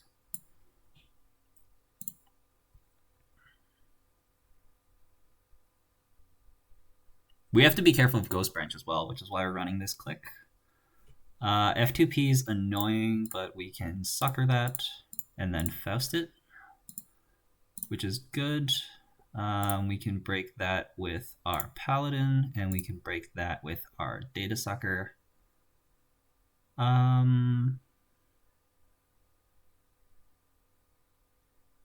no, let's break with the Yogg. Yeah. There's no aggressive secretary, right? Bologna, thank you. We will gain money, and we will gain money. Only 14 left in R&D and only 3 points missing. It'll come. I mean, like, there's probably just a bunch of agendas in HQ, right? And we should just go tag me and YOLO into HQ. There's no reason to. I honestly, I could double medium now. But it's fine. Like now, did he draw? Ice, credit. Yeah, so he didn't draw. So now we can trash this Sansan because we don't actually want him to see the Sansan here. So we can trash this. Scorch, pop up, Scorch, Spiderweb, Sea Source, nothing. And then we can install Liberated with our Paladin credits and then just take it twice. There's nothing we need to Parasite. So yeah, this is fine. We're at 5 points. There's no breaking news trick. As long as we don't get Sea Sourced and Scorched, we will win. This game has also taken quite a while.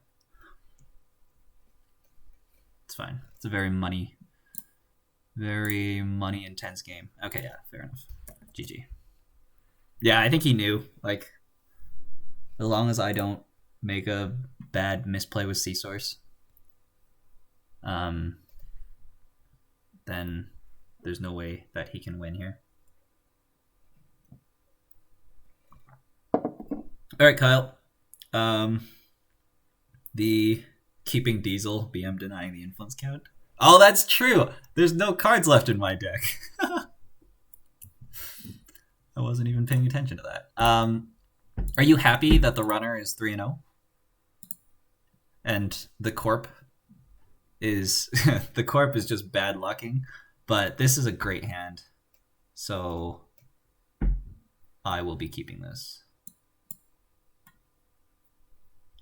We got Jackson.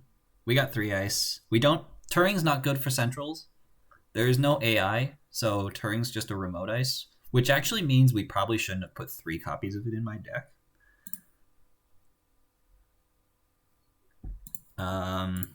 We got another Jackson, which is not ideal. We want to double ice HQ here with the Tier and the Enigma, I think. Like, it's the idea of double icing, right? Like, once you... So we're going to go Ice HQ, Ice HQ.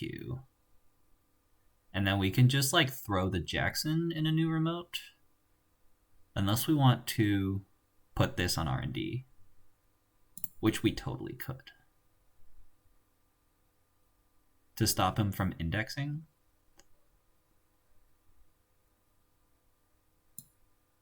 Yeah, whatever. We'll throw that on R&D. There's no dirty laundry. He kept his hand.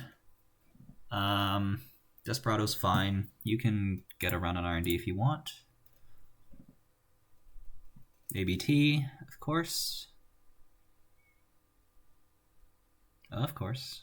As long as it's not Vacheron, you should access nothing here. Okay, good. If I lost another agenda there, I would have lost it. Fairy coming down. That's fine.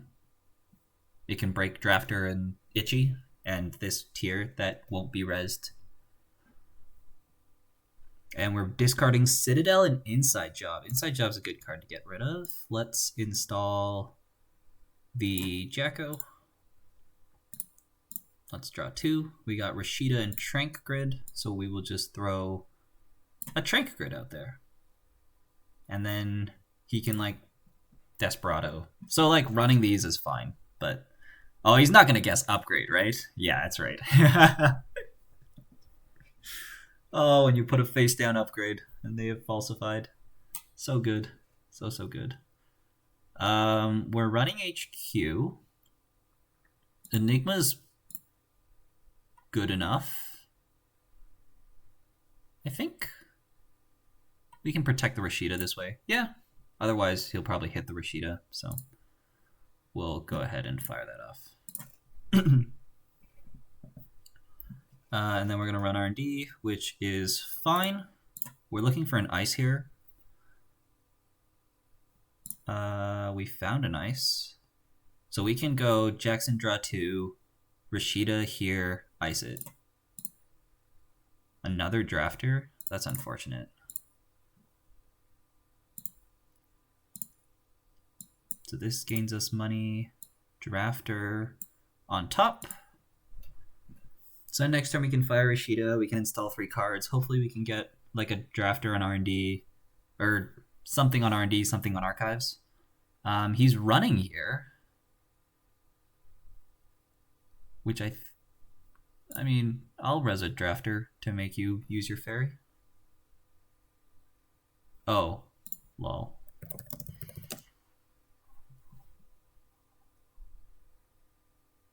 Actually, it's fine. We'll install a card. It's fine. It's totally fine. Let's get the Team's Bow out there, because we can put the Adonis in here next turn. And then the Drafter will actually be online, because the Rashida will have been trashed.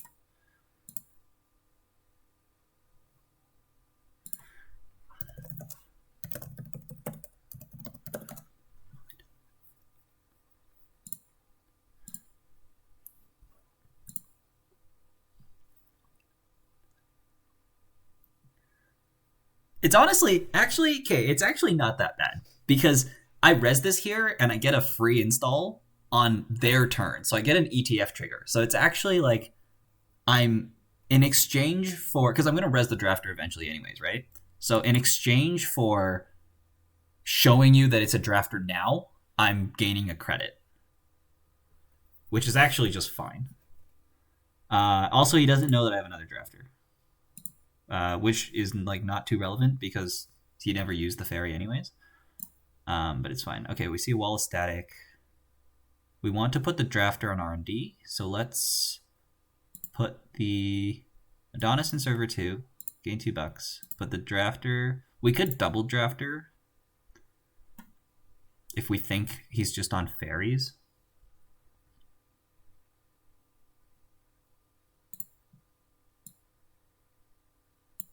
But honestly, if he comes back and like just pays a bunch of money to trash this, that's fine. You know? We'll take a credit here instead of drawing 2 with Jackson. Yeah. I think draw 2 with Jackson probably a better play. But we have what we need. 2 credit next opal. Yes. It's also just 2 credits. We're gonna run this. I'm incentivized not to res this because I want to res Adonis.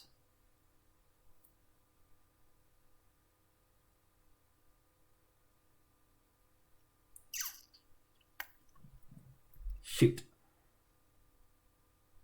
How slow do we want to play? If we don't want to play slow, then we have to risk this access. I think we don't want to play slow. So we're going to risk the access. I actually probably should have trashed the Turing. Because the Turing's bad. He's going to run the Jackson, which is fine.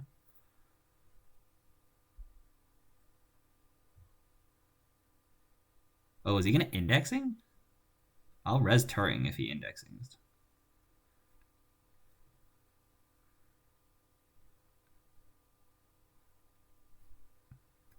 Okay, this is fine. He's gonna spend $1 here. We're gonna lose the ferry. No resing makes him think this is an agenda as well. That's probably why we're running.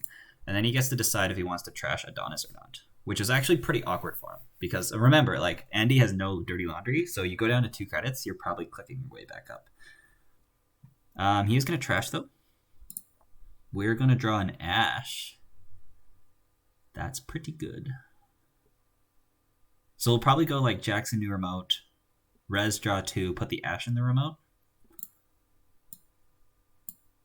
Hopefully we find a Rashida instead. Sansan's pretty good. Let's do Ash.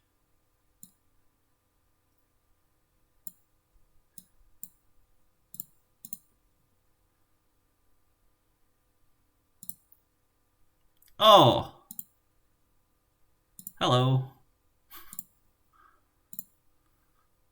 Hello. Hello, value. Okay. We just like won, right? Like we put the Rashida in the remote now. We pick up the Jackson. And then we get a Trankrid trigger. This is so good because the upgrade in the remote, because the card in the remote is an upgrade. I think we can just res the Turing here, just to be safe.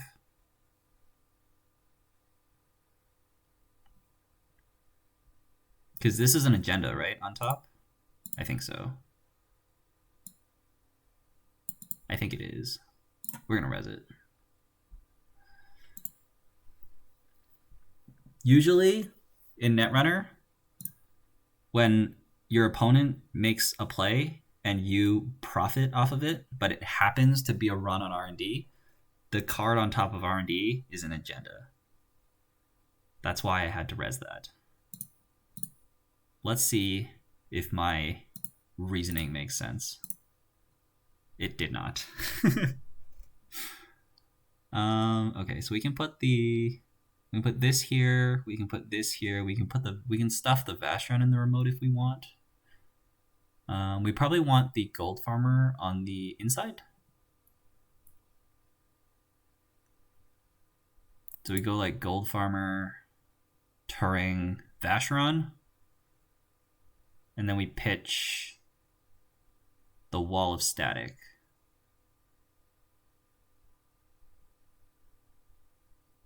Or we could put the Gold Farmer on HQ because HQ is weak and we shouldn't just throw the game. Oh, there's also Sneak Door. Actually, Sneak Door's fine right now, and they might think it's good. Oh, they installed Data Sucker too, so there's a reason to just Ice Archives. Okay, we're gonna play it slow. So let's go this on Archives. Let's put the... I think we put the Vacheron in there anyways. And then we put the Gold Farmer on top. Or we pitch the Vacheron and we try to play things that way.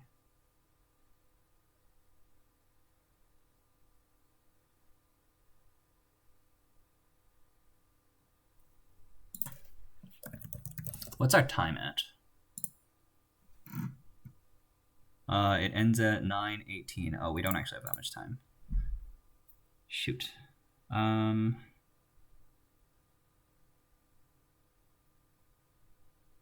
If I go for it and we get inside jobbed, we would have to get Boomerang inside jobbed.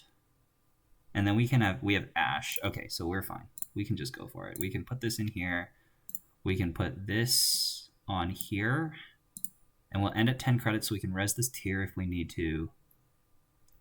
and we can pitch we have one team sponsorship already, and we kind of want the Turing. So let's pitch the team. We can pitch the Sansan, actually. Yeah, we're going to pitch the Sansan. We're going to keep the Trankard. That feels off, but if anything, we can team sponsorship the Sansan in later if we want. We're running Archives, which we will block.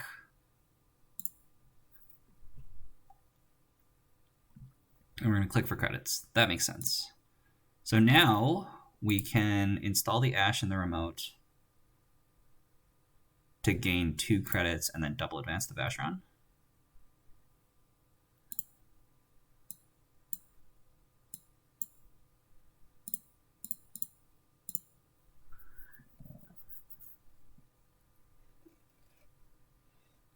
He could like boomerang the Enigma and then account siphon us through the tier.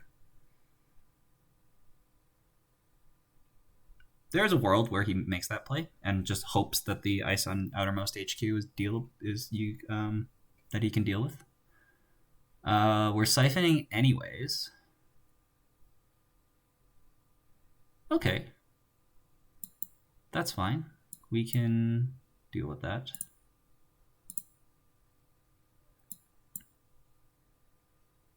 He's gonna have 2 tags. Okay, and then we start the turn. We can score and let HQ die, and then we deal with it later, or we can kill the entire server with Ichi.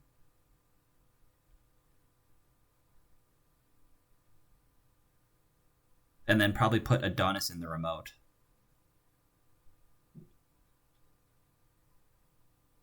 Because we have nothing in hand, I might regret this later, but we're just going to score. Oh, I can't. No, because we have team sponsorship. I want that.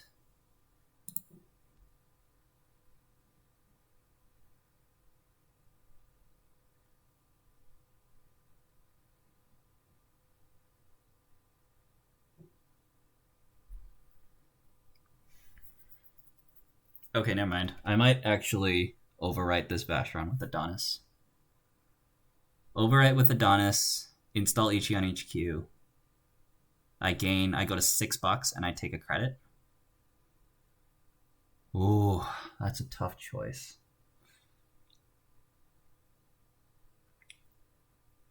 I'd be at 7, so I can't res the Adonis later. No, we just score.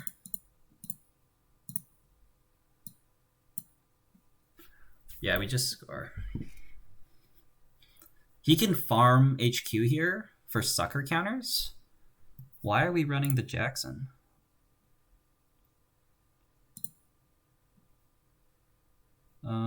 Sure, you can pay $3 and trash that. Oh, we want to indexing, right? We're gonna get our free run on HQ. This is just for $1 a sucker and a check. The Adonis campaigns they actually want to trash that. But it would be bad for them if I had another one. They don't trash it, which I think is a mistake. Like next turn we install Adonis, take 2. It's so good. Vitruvius, fine. Install Adonis. Take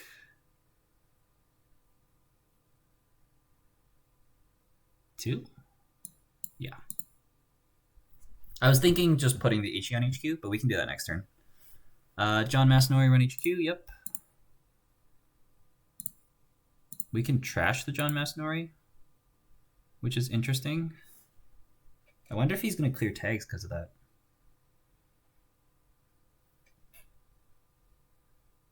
Oh, we're just going to keep running. Hope those agendas in HQ. It's decent value for him. There it is.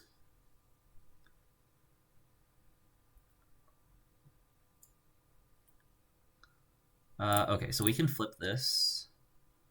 We can start the turn. We drew another Vacheron. That's kind of bad. we can Jackson draw 2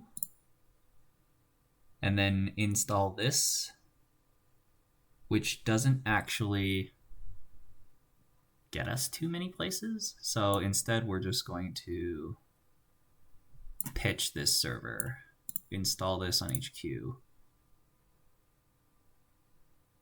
I do want to trash the John, but then I can't res the HE, so we'll just take credits.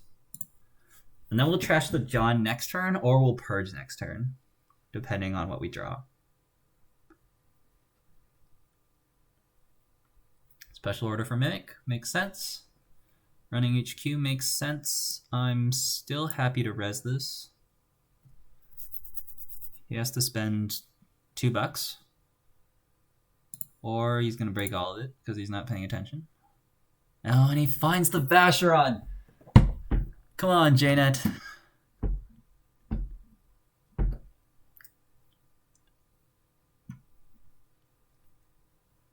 Draw a card last click. Oh, that sucks.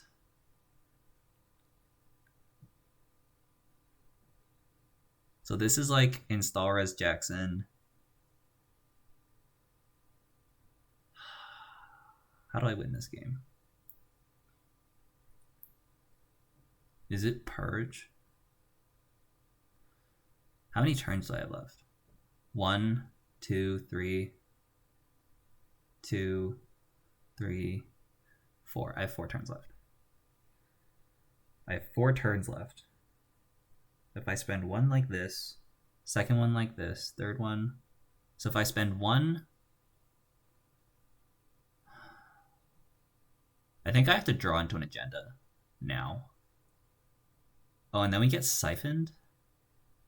That sucks. That really sucks.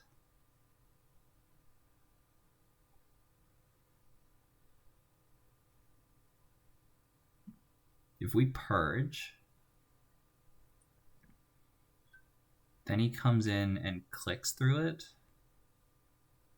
I think that's the play. We're going to purge.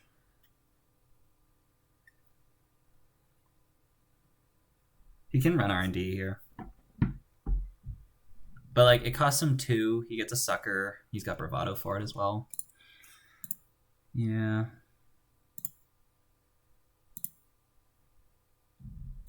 Yeah, I think purge was wrong. Just because of this R&D.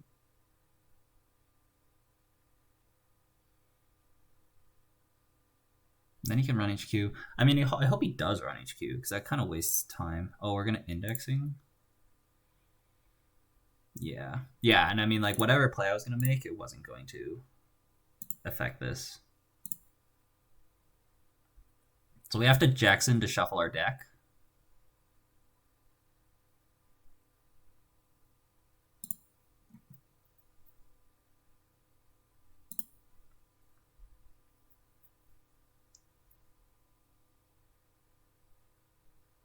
We have to hope. We also have to hope there's no agendas here. That's the first thing we have to do. Which it looks like there is.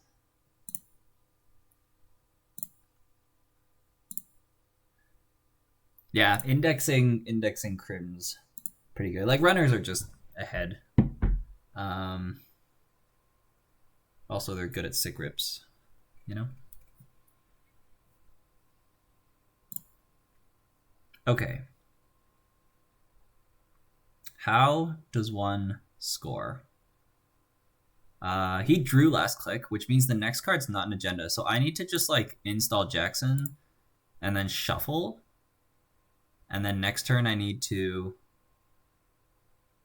biotic out of 3-2. And then the turn after that I have to biotic out of 3-2. That's how we're winning this. So we go Jackson. There's no reason to draw, right? Because biotic, yeah. Oh, we don't need to biotic, actually, because we have team sponsorship. So we can just score out of this remote.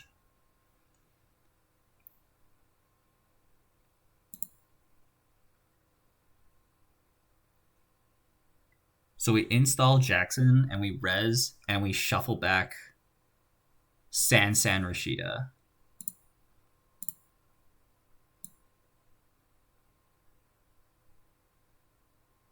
Yeah. That's the play. Because there's not an agenda in R&D, and we need to find 2 agendas. So then we draw, and then we install Rashida. That works. Don't shuffle the Sansan? Yeah. You might be right. It's fine. We got the Rashida. This, we can we use this to draw? We just have to hope he doesn't get Siphon. Like, Siphon just wins in the game, I think. Can we afford to draw here?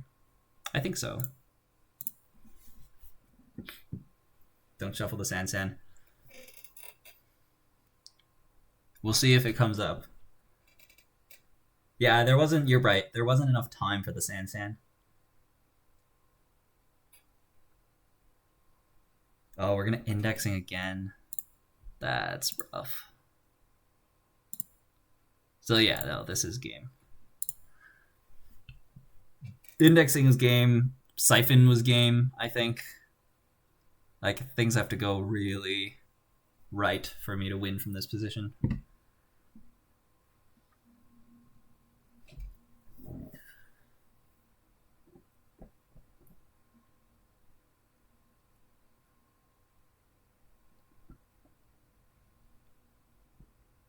Oh, there's a delay. I must have missed that. TeamSpo gives you Sansan on the first score. Yeah. Yeah, TeamSpo gives me the Sansan, and also, like, I was thinking that I can TeamSpo, like, if I drew both agendas, then I can score one agenda and then TeamSpo in the other agenda. Oh, it's not even GG. It's just a Vacheron. Okay. So there's no agenda here. And then we need to, like, Sansan double Biotic and try to score in one turn, which doesn't work.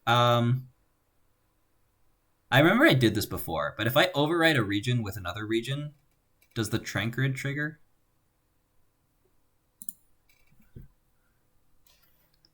Is Wizard still in here?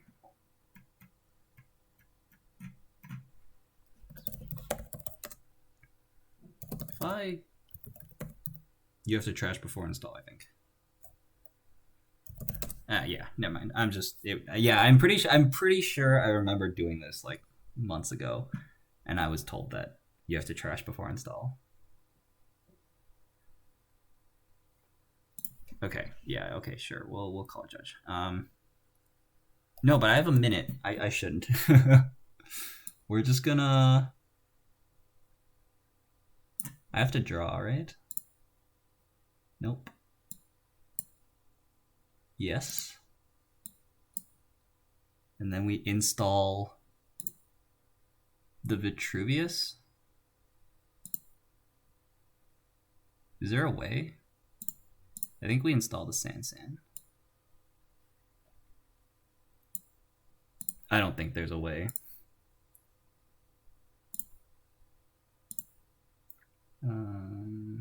The Ash, I guess, can go. Oh.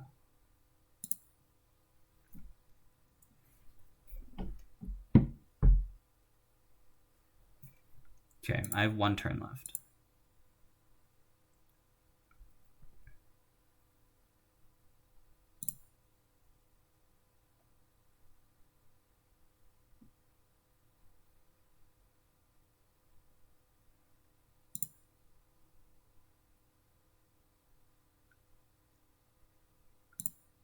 Oh, that was bad. I should have installed the Vitruvius and triggered the Trank Grid for a card.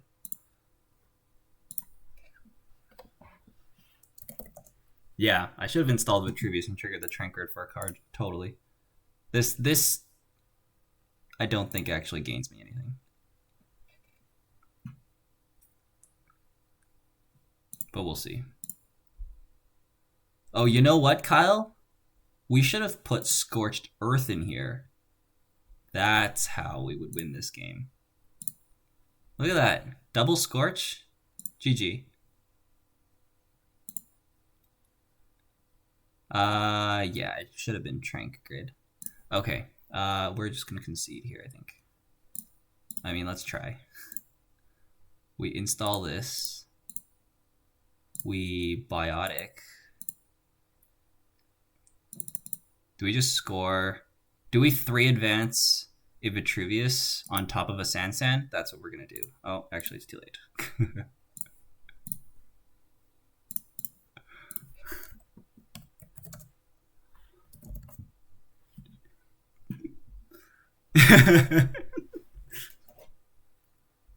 Vitruvius Scorch, yeah.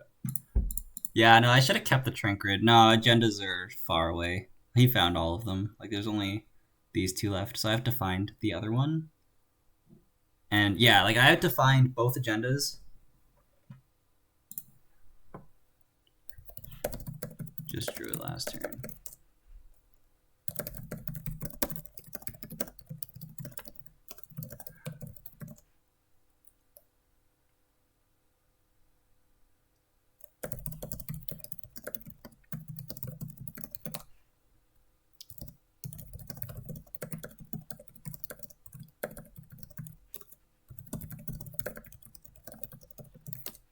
Yeah, also, like, I was kind of just unlucky with the Vash draw. Like, if I drew a non-Vashron agenda as my first agenda, I would have been able to protect HQ a bit better.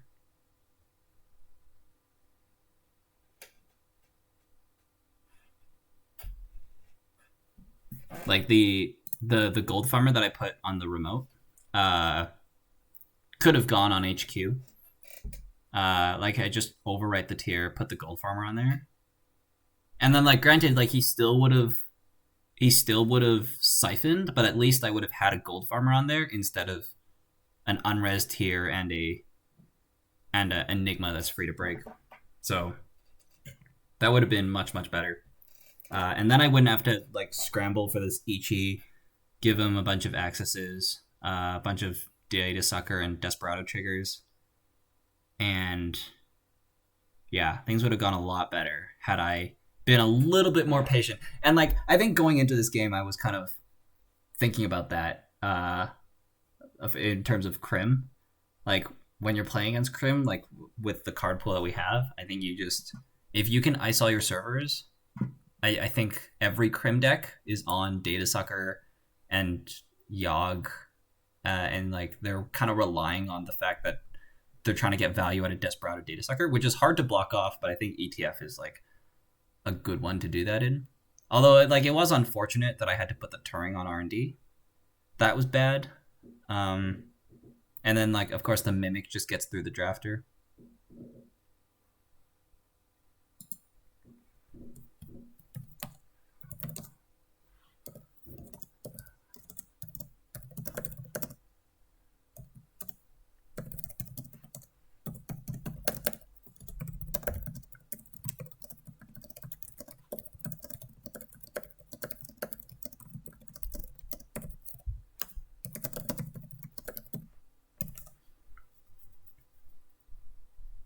Except the one I stole out of R&D.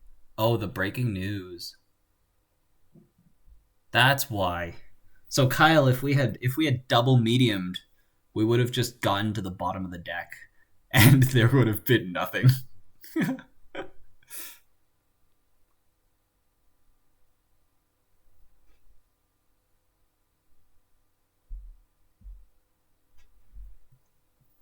Yeah, that's a decent game. It was just, like, my servers were a little weak. Even, like, yeah, it's true. Like, even if I iced HQ, he can still, like, do the Yogg thing on R&D. But there isn't an account siphon punish.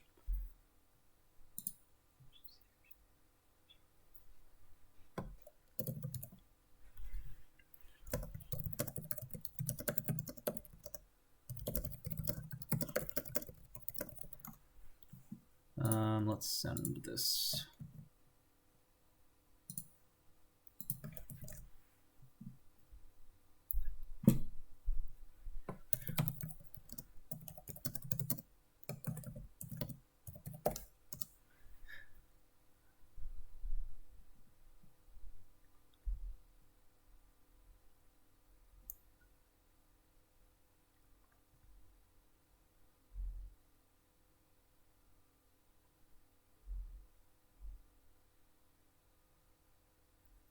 Yeah.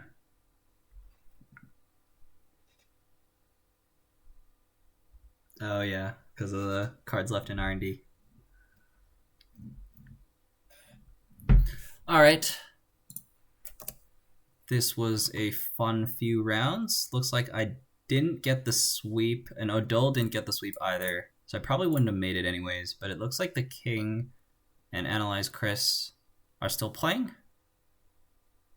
If they did in fact split, then I would actually have the same strength of schedule as if I had swept and Odol had swept. So we'll see if it ended up mattering. But again, Odol not sweeping, I think kicks me out.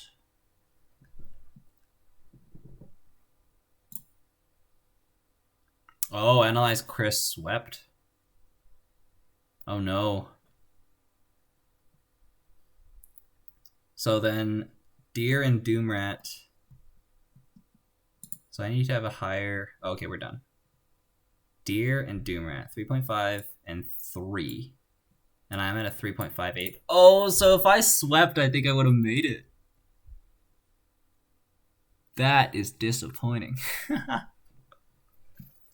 Oh, and Ysengrin, if Ysengrin 1-1, he would have made it as well. He loses out on strength of schedule. It's a cut to 3, which is weird.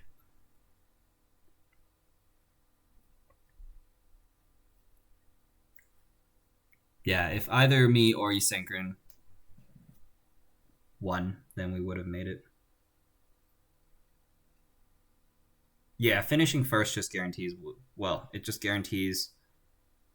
It doesn't guarantee win. It's second place third, and then the winner of that plays the guy in first place, but it's like a best of one in both scenarios. So you don't have 2 lives. You just have to... You don't have to win a game to get the opportunity to play the second game. Oh, they get side choice for grand finals? Oh, okay. Do they know deck lists as well?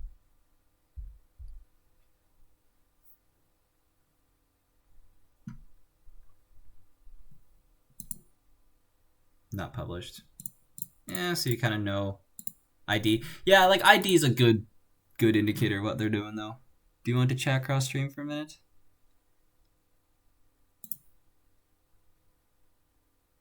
I'm not sure what that means, but sure.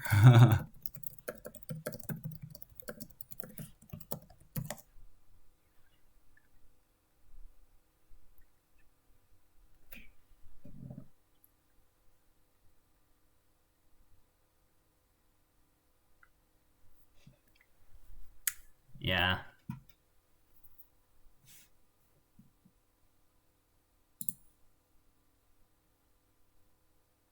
Almost.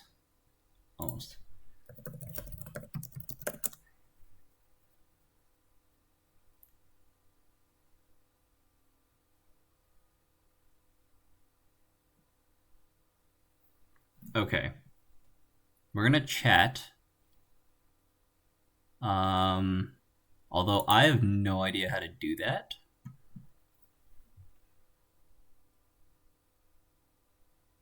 Who aren't in the top cut.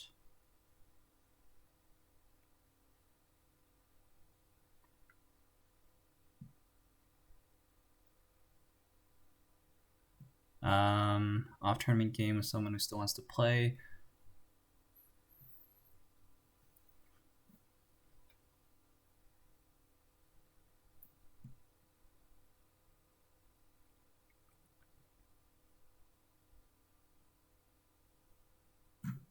Oh, wait a second. Okay. I'm gonna try to do that on my iPad. Let's see if it works. Hello? Hey, Sokka. Hey. Man, it's an unfortunate end for both of us, because if either of us had swept, we would have made it. Yeah, we probably should have 2 for 1, though, considering how the game went, I'm glad we didn't. Hold on, let me...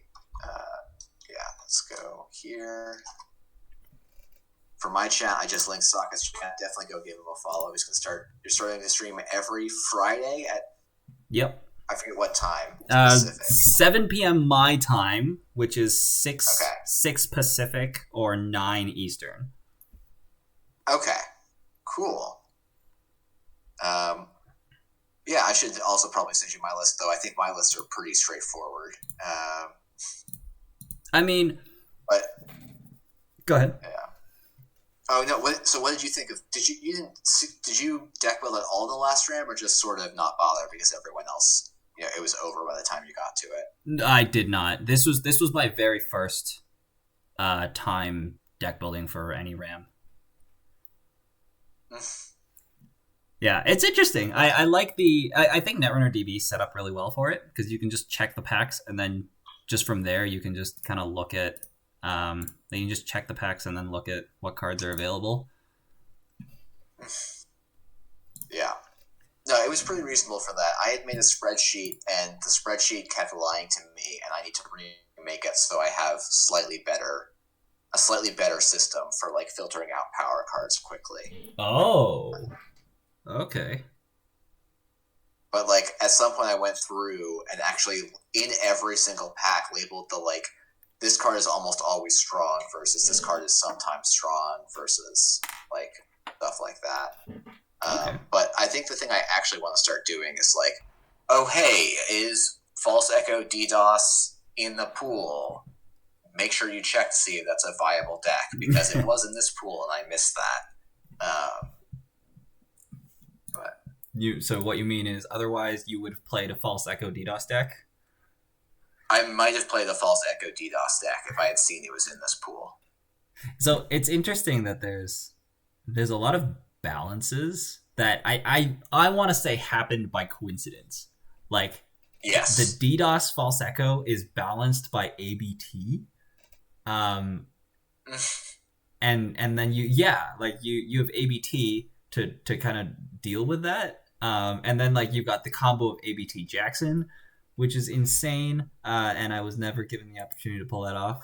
I had in my last round, like I think this Corp game was like by far like the only game where my draw like wasn't bad. Like I think there are some things that could have gone a bit better. Like the Ice on HQ that game was a tier, the one that you boomeranged. Oh, okay. Yeah, so it was like totally a bluff. I could have like it was unfortunate that I drew a Vacheron as my agenda there because if I drew a different agenda, I could have probably like installed the agenda and protected HQ. But because it was the 5/3 and I kind of felt like I wanted to score there, I wasn't able to kind of ice HQ. Also, like I could have just played things a little bit slower, and the gold farmer that's on the remote right now could have gone on HQ before the whole siphon turn. And then the game would have been a lot slower if I had done that, because then you kind of like set up and put your mimic down to break R&D. The turning on R&D is just unfortunate. Yeah, for sure. Yeah. I mean, this was like part of why I went for this rig was I was like, there's just not enough ice that, like, once I have the rig set up, it's just very solid. Yeah. It gets in pretty cheaply. So, and then like, I can't say I can get slowed on the game, and like an early fairy I figured would stop all the blowouts. Last round, like as I told you, like my first round for my corp, it was like I was against the Leela and I mulliganed into one ice and I put the ice on HQ and then like I lived for a turn and then next turn they like rip an agenda off R&D, siphon HQ, and then you Leela bounce the ice and then you siphon, and then they like ran R&D and like top deck the next agenda. They like got like many top decks on that one. So I was like, okay, well we got all our bad luck out. And then the next round, and then after that round, I realized that you could ABT Jackson. And then in the second round, I was playing against Odol, and Odol was playing Smoke, which is really like I had a good scoring window for like 3 turns where I was supposed to rush out and score and just probably just win from there. But instead, I wasn't able to find any agendas, and he was able to set up. And I had a Res Jackson on the board and an unres Sansan on the board, and it was like one of the turns, I was like, mandatory draw, and like install Rashida on the Trent Grid. Next turn, trigger Rashida, still no agenda. Install another Rashida, trigger that Rashida, still no agenda. Oh god! And so and I drew like, yeah, yeah. So you're seeing like 12 something cards with Jackson draws Rashidas, like yeah. And then by the time that those 3 turns had passed, like he was set up, and then he stim hacked the remote and like got rid of the Sansan. oof, that's brutal. Someone in my chat, Spray Bizzle, is asking what you thought when your medium was getting nothing in R&D, like 7 cards deep or something. Okay, so that whole time I had a second medium in hand, and Kyle was saying in my chat was like, you should install the other medium since you're not rezzing the R&D ice. Yeah. And I was like, I don't need to like dig too deep. Like I did honestly, I didn't think too much of it. Yeah. Because like, you know, from my perspective, as long as I like keep your remote in check and I just run with the medium when I have extra clicks, then like if I don't get agendas in R&D, that's fine. Like I'll find them if they're at the bottom of R&D, or if they're not, like if I just keep your remote in check, then that's also fine. Yeah. Like I actually pitched both my mimics last game. I saw that. Yeah. I only have 2, and I pitched both of them. And the reason was like, I'm breaking F2Ps and I'm breaking Data Ravens, and like F2P would be the bad one that I might need mimic for. But at the time, like at the time, it was just I just didn't have the money for it. I didn't have the time for it. And then I think and then later on, like you actually had Spiderweb in your deck, so I actually had to install my Croter. But I was thinking that I could just like Parasite everything, and I was finding my Deja Vu, so I could just like Deja Vu Parasite stuff. And that would have been good enough. The thought crossed my mind at some point that's like, if I ever feel like threatened in some way, then I could just YOLO into HQ and like pop DDoS and just take Data Raven tags. Yeah, it was like that game, like the second Hacktivist when I read, or maybe it was the first Hacktivist where I read the Melange. It was like Jackson Howard, Breaking News, Bologna, Beal, I think, and I was like, as long as it's not Jackson, I'll be okay. Oh no! And it's like, okay, in retrospect, maybe the play there is install the Jackson on the board, then like I don't know exactly, res Jackson, use him, like just draw, and then like hope you go after the Jackson instead of the Melange Mining Corp. Mm-hmm. But I felt so cash strapped, and just like I was like, no, I need the 7 credits really badly, and then lost the 1 and 5, and then was like, okay, well, as long as you don't access my last Jackson on the top of R&D, and literally as I said that, you ran R&D and got the last Jackson. Trashed it. And it was like, I think. Oh, okay. So I think when I trashed the Jackson off the top of R&D, the 3rd Jackson was face down in archives. So I didn't actually. Yeah, no, you were thinking about it. Yeah, you were taking a long think. Yeah, because I didn't know, so I was thinking that was the 2nd Jackson. Yeah, that's funny. There's one thing I was gonna say. Okay. So this was something very interesting. So I think like runners had tons of tools, and corps were just lacking in the ice department. Yes. Yeah, like there's Engram Flush. Like if you think about face checks, there's Engram Flush and there's Drafter, and that's it. So when I was like the Drafters, that's like, and you hit a Drafter, right? And it fired, and it did me really well. And like I think without those, like you can just run into any ice, which was kind of like how I played my runner. Was just because you need the ice to be rezzed in order to Parasite. So I just like run every ice, and then just Parasite the low strength ones. If it's like big, then it's just good to know. Waste the corpse money, and that worked really well. Yeah, that's a really good point. And definitely something to look out for in future Rams. It's like, and this is one of the things I didn't do in the first one, did do in the second one, was like, oh, what ice is out for the corpse I would want to play? And also, what does that tell me about the breakers I need to run? Mm-hmm. Also, like the Yeah, agenda suites were pretty busted. You yeah. had you were playing. Were you on? Actually, what was your agenda suite? I was 3 Bologna, 3 Beal, Astro, 3 Breaking News. Okay, yeah. So no sandbox. Yeah. So I was going to play. I started at GameNet actually. Yeah. So I was going to play 1 Astro, 1 Bologna, 3 Breaking News, 3 Sandbox, 3 Beal. Yeah. And then the other good stuff. How many closed accounts do you have? Just 1. Okay, yeah. So I would have played the 1 as well, and then I think like I was 36 cards in, and then I realized that runners are going to be able to hit you in a lot of different directions, and like you're probably going to be poor very quickly as the corp. So that's why I ended up playing ETF, just because you are better from 0 than any other corp. Yeah, I figured it would be a lot of Andy, and so I could get enough credits back on GameNet. Yeah. To like kind of, like if I could bear out the early curve, I could then recover and like eventually get into the Seesaw Scorch kind of threat range, along with just having Bologna and a little bit of fast advanced stuff as well. It sort of, it didn't really work, honestly. But maybe if I had been on a sandbox suite instead, that also would have helped. But it's a little bit harder to score for sure. Yeah, it definitely is. That was like, and the other thing is that like puts you on 11 agendas, and if you ever find yourself behind, you don't want to be on 11 agendas. For sure, yeah. Even 10 can be pretty brutal. Yeah. Like,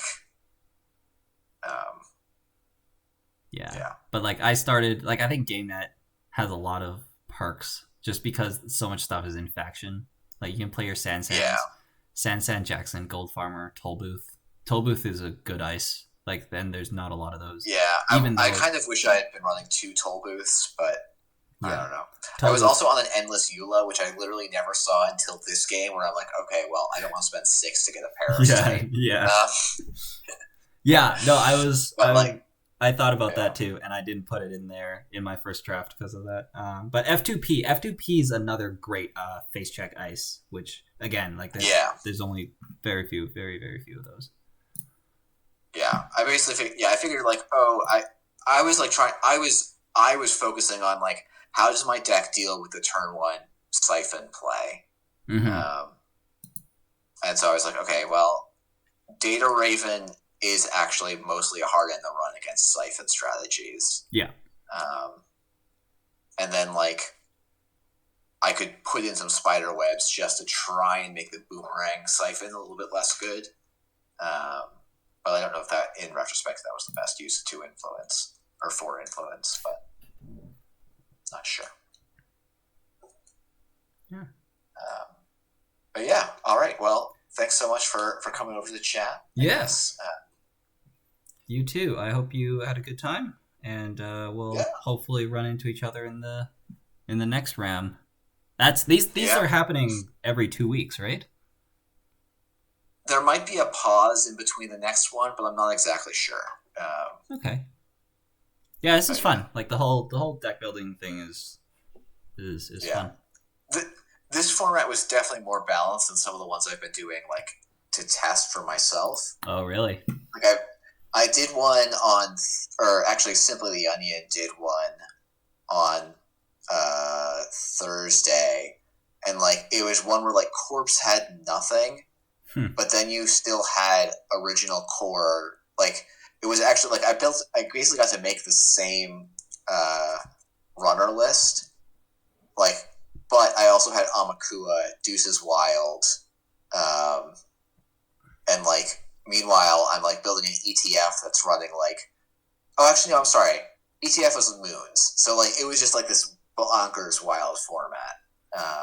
But I was like maybe I'll just run Sea Source Scorch and ETF because there wasn't enough agendas to actually like do a fast advanced plan. Oh. So it can end up in weird places. And there was, I think I did one with the King on Tuesday, and like there was empty, but it had to run like it had Brain Trust, one Utopia fragment, I think, or shard, whatever it is, so 1/5/3 fragment, and then the rest of them were all 1-point agendas. Oh no!